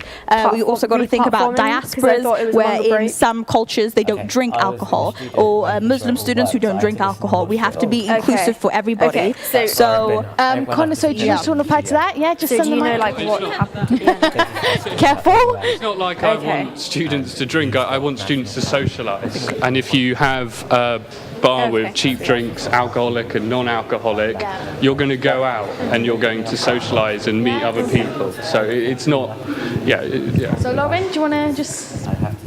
Yeah, I think. At the end of the day, like Sasha says, drinking is a choice. It's not an obligation because you're a student to drink. I think that's a bit absurd to think. I don't mind. I mean, just because you're in a drinking culture, you have to drink. You don't. I think. But you do agree that there is a large drinking culture, like I don't know. How do I? What would I say? I mean, any. I was going to say, like, whoa! Remember to pass the mic. I mean, I'm on a sports team. Okay, I'll lead it. Many different sports teams, and in that kind of area, there is a drinking culture. You are encouraged to drink, but then at the same time, they give you alternatives if you don't want to drink. Like, I can go on nights out with my sports teams and not drink alcohol, and it's not a big deal. They're not going to, shoot you because you're not drinking alcohol. I just think that there just needs to be more recognition of it being a choice and not make it so. Yes, there will be drinking cultures in universities, but we need to make the fight to change that if the trends are going down. Okay. Also with I had this point and that was good and I've forgotten it. It's all right. So guys, before we do our closing statements now, is there any one thing that you want to address that you wasn't able to speak about in this debate that you would want it to come across? If so, you could do that one by one. So do you guys have anything? Do you want to go first? Sorry, yeah, so before we do our closing statements, do you actually have one thing that you want to address that you wasn't able to say during the debate? The mic. No, not particularly. I think I covered. So you covered angles. everything? Yeah, okay. I think so. Yeah. Good. Lauren? I think it's just really important that students are able to have their say, and I think it's really great that we have some students here tonight. Maybe they aren't able to hear us, but they're here. They're interested in what's happening, and I think we really need to run with the work that some of the officer team did this year, and we need somebody that's coming into the union with a fresh set of eyes necessarily. Not that Sasha hasn't done a good job this year. I'm not saying that at all. But I think it would be really interesting to see how somebody that hasn't been in the union and a president that hasn't been a vice president before, how that would happen. I think that'd be a really interesting thing to see change. Okay, thank you. So Sasha, any final thoughts? So maybe a bit like split it into two. So I just wanted to say that I really genuinely think that the union has a purpose here. I think that they do amazing work. Maybe they don't shout about it as much as they should do or can do, and we are working on that. As for myself, when I first came into the union in my student life, I protested against the union during the Black History Month. Okay. So, yeah, we don't talk about that. But and when I came in, people thought that I was like anti-union, and I was like, I don't hate the union. I want it to be so good where students actually want to be a part of it. So I feel like having this perspective of not being, you could say, I've been called a Kent Union Kino, has pushed the union to do much better because it's given them a different alternative. But okay. So now we're going to do our closing statements, guys. So Sasha, you can start because you just gave the mic already. So you can go ahead with your closing statement. Sure. So what I would just like to say is, first of all, thank you for listening, and thank you for everyone who came down to support me. what I've shown, I just wanted to say that I really do want to work on a consistent student experience, and I hope you can see that through my manifesto, because I really want to represent students as the absolute best that they can. I believe that change can happen with the right people. It's not easy, but it will happen. I think we need to keep pushing for students to be engaged, because as far as I'm aware, students have done an amazing job in hosting different events, in supporting each other, from different sports clubs, societies, volunteering. Student media have done a great job this year as well. And RAG, they're currently doing Jailbreak, like my team is raising money for Healing Venezuela, so I hope you guys do great. So I feel like people need to shout about all the positive things that we do, and I think that can be done this year. But yeah, so Okay. vote for Thank me. you so much, Sasha. Okay, Lauren, your turn. So I'd like to say again, thank you to everyone here tonight, for KTV, to our lovely host, and to the other candidates, and everybody watching at home and here as well. It's really exciting to be running for elections. It's stressful, but it's exciting at the same time. You've obviously heard a lot more about what I would like to do tonight, but I want to represent you as students, and I think that's really important, that you vote for somebody that's going to represent you, and I think I can do that. Flip my pen. I will make sure I deliver on any promises that I do make. That's why I feel like my manifesto is very achievable, very deliverable, and I think that it's really important that we give feedback to students when they need it, and when they want it as well. So making sure that everybody is represented. We need to shout about student successes, student involvement in societies and committees. We need to make sure that they're being shouted about, and being praised for all the good work they do. And we just need to make sure that the changes through the democracy review that we just had is fully delivered in the best way possible. I think even though I was initially opposed to the new changes, I've come around, and I think that they will be the best things for students if we have somebody at the helm that can guide those changes in the right place. So, Thank you, Lauren. Thank you, Lauren. All right, Connor, last but not least. So we have turbulent times ahead of us. The university is going into financial difficulty, so it's important we have a student union in which students feel connected to and they're valued by. I think secondly, we also want to start looking at ring fencing student union funding, so that if the university is in financial problem, we aren't affected by that. And I'd just like to finally say that I am the cross-party candidate. I have backings from the Liberal Democrats, the Conservatives and the Labour Party. And that's because students across the political spectrum realise that we're not getting a good deal under the current, commercialisation of education. Thank you. Okay. Thank you, guys. So thank you, Sasha, thank you, Lauren, and thank you, Connor. So this has been the presidential debate. I hope you enjoyed it. I have been Sabrina Tapa, and this has been KTV. So thank you, guys, and don't forget to vote.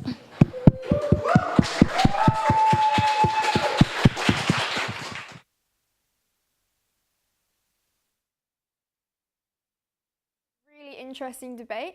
And what are your thoughts on this, Matthew? Well, I liked it, and I liked the fact that they kind of brought in the debates on national issues, and that they mentioned the NUS at the end, because I think the NUS is an issue that we've kind of had various controversies with. We know that they're struggling financially. Yeah. We do wonder whether or not they're value for money, because the union pay money to be part of NUS, and I think the figure was £50,000. Yeah, I think so, that's the yeah. figure I saw. But then we also pay membership if you choose to get the discounts, and that's £12. Yes. So you're thinking we're buying membership two ways. We're buying it from the union and we're buying it personally. Yeah. And what is the NUS actually doing? And it wasn't mentioned in that debate, but in the debate 2 years ago when they debated the NUS recently, they changed the rules. So traditionally, when you were at an NUS conference, you clapped like that. Right. Now you're not meant to clap, you're meant to do jazz hands. Oh yeah, I heard that, yeah. And so you're thinking those sorts of things, if that's what the NUS are focusing on, and they've got the financial issues, I can understand why certain students aren't in support of it. So it was really interesting, and it was one of my highlights to actually see them debate the NUS, because it's something I think the union does need to consider as to whether or not they're getting value for money for students. Yeah. So it's good to actually have a forum for debating it. Yeah, that's really interesting. I think for me, one of the highlights was a question was asked, if one thing you could achieve as president, what would it be? And Sasha made the point that she thought people needed to be more engaged, and if people understood the union more and were more engaged with the union, it would be sort of more helpful. You know, people would understand it better, people would be more involved. And I have to say, as a first year student, the sort of the presidential elections and all that kind of thing, that information was given to me through KTV. That's how I knew about it. And obviously I'd seen sort of things in Inquirer and that kind of thing.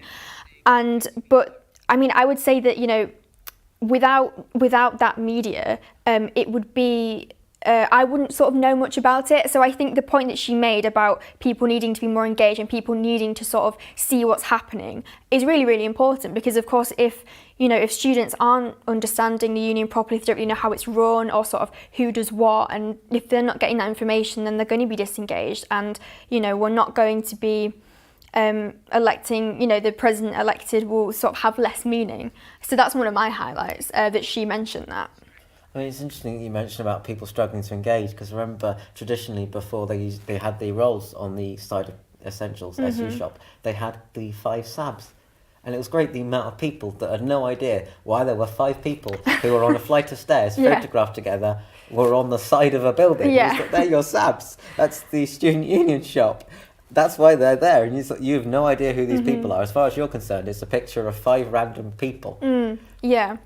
Yeah, so for me that was definitely, I think it was one of Sasha's strengths as well, the fact that she did include that, because I think for me it showed that she was really engaged with the fact that people weren't engaged, if that makes sense. She was aware of the fact that there were some people that weren't engaged with what was kind of going on, which I think is really important. What do you think was like a highlight of Lauren's kind of argument and manifesto? Well, I like the way that Lauren, she seems to know a lot of detail. And while you expect that from the other candidates, I wasn't expecting that from her. So when she was kind of talking about her points and talking about her ideas, and she was mentioning things like the Give It a Go campaign in Medway. And the thing is that the Give It a Go campaign in Medway, most people don't know about it, but because I have connections with Medway, it means that I follow GK unions and I've seen the Give It a Go campaign, and they have all these amazing things, and they always have a GIAG colon, and then they tell you about these things. So they do trip to Harry Potter Studios, they do sports stuff, they've done ping pong in the deep end, they have all these different events, they've got theatre stuff, music stuff, and it's all part of the Give It a Go campaign. And so when she was talking about it, saying she wanted to bring it to Canterbury, I think it's one of the things I really like about Medway, because it's such a catchy phrase, such a kind of catchy thing, and you get so used to that branding, but there's nothing like that here, and so she can actually bring some really amazing ideas from Medway that we just don't have here, and I really wish we did, because there are some things there in Medway, like at the Galvanising Cafe, 12 to 2, which is University of Kent owned. They do live music there, and you can go and watch music while having your lunch, and they do all these amazing things, and it'd be really refreshing if you could have somebody that would actually bring those things too. And so to have a student that actually engages with it and knows about these and has the knowledge, I think would be an amazing selling point for the union. I have to say as well, I mean, from how I've sort of seen it, I don't know about you, but it sort of seems like the way they want to integrate Medway is sort of including it with everything that Canterbury can offer, whereas Lauren sort of gave quite an interesting stance on what Medway could actually offer Canterbury. So I think that was quite interesting, how it was a very successful thing in Medway, which has obviously a smaller amount of students, and how they could bring that over to Canterbury. What would you say was a strength of Connor? I'd say Connor's strength is the fact that he seems to kind of be very switched on as to how he wants things to be done.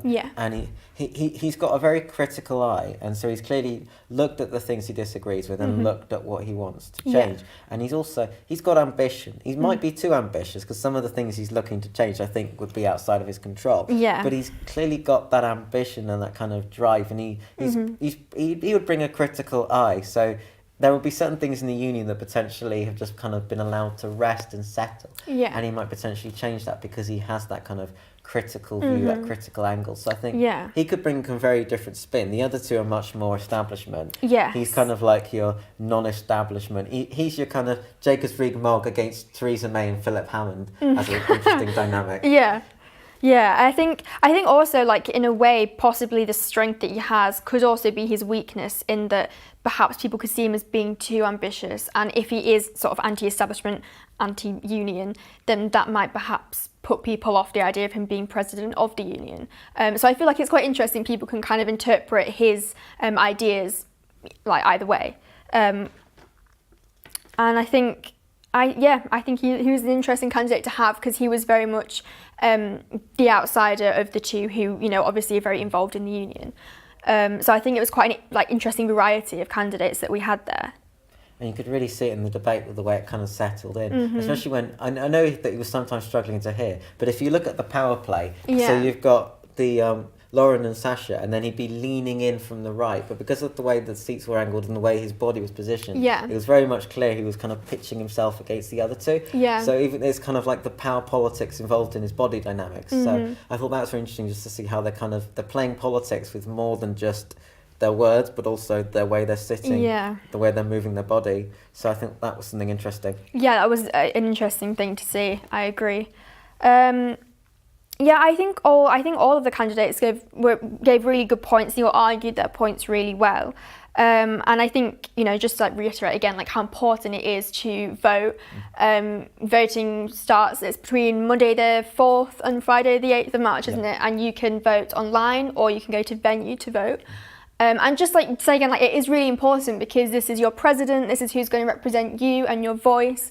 So really get involved and engaged in the politics that are happening on campus, because it will affect everybody. It will affect you as a student, for who represents you. So thank you for watching, and remember to vote. And it's been lovely to watch this debate. Thank you very much.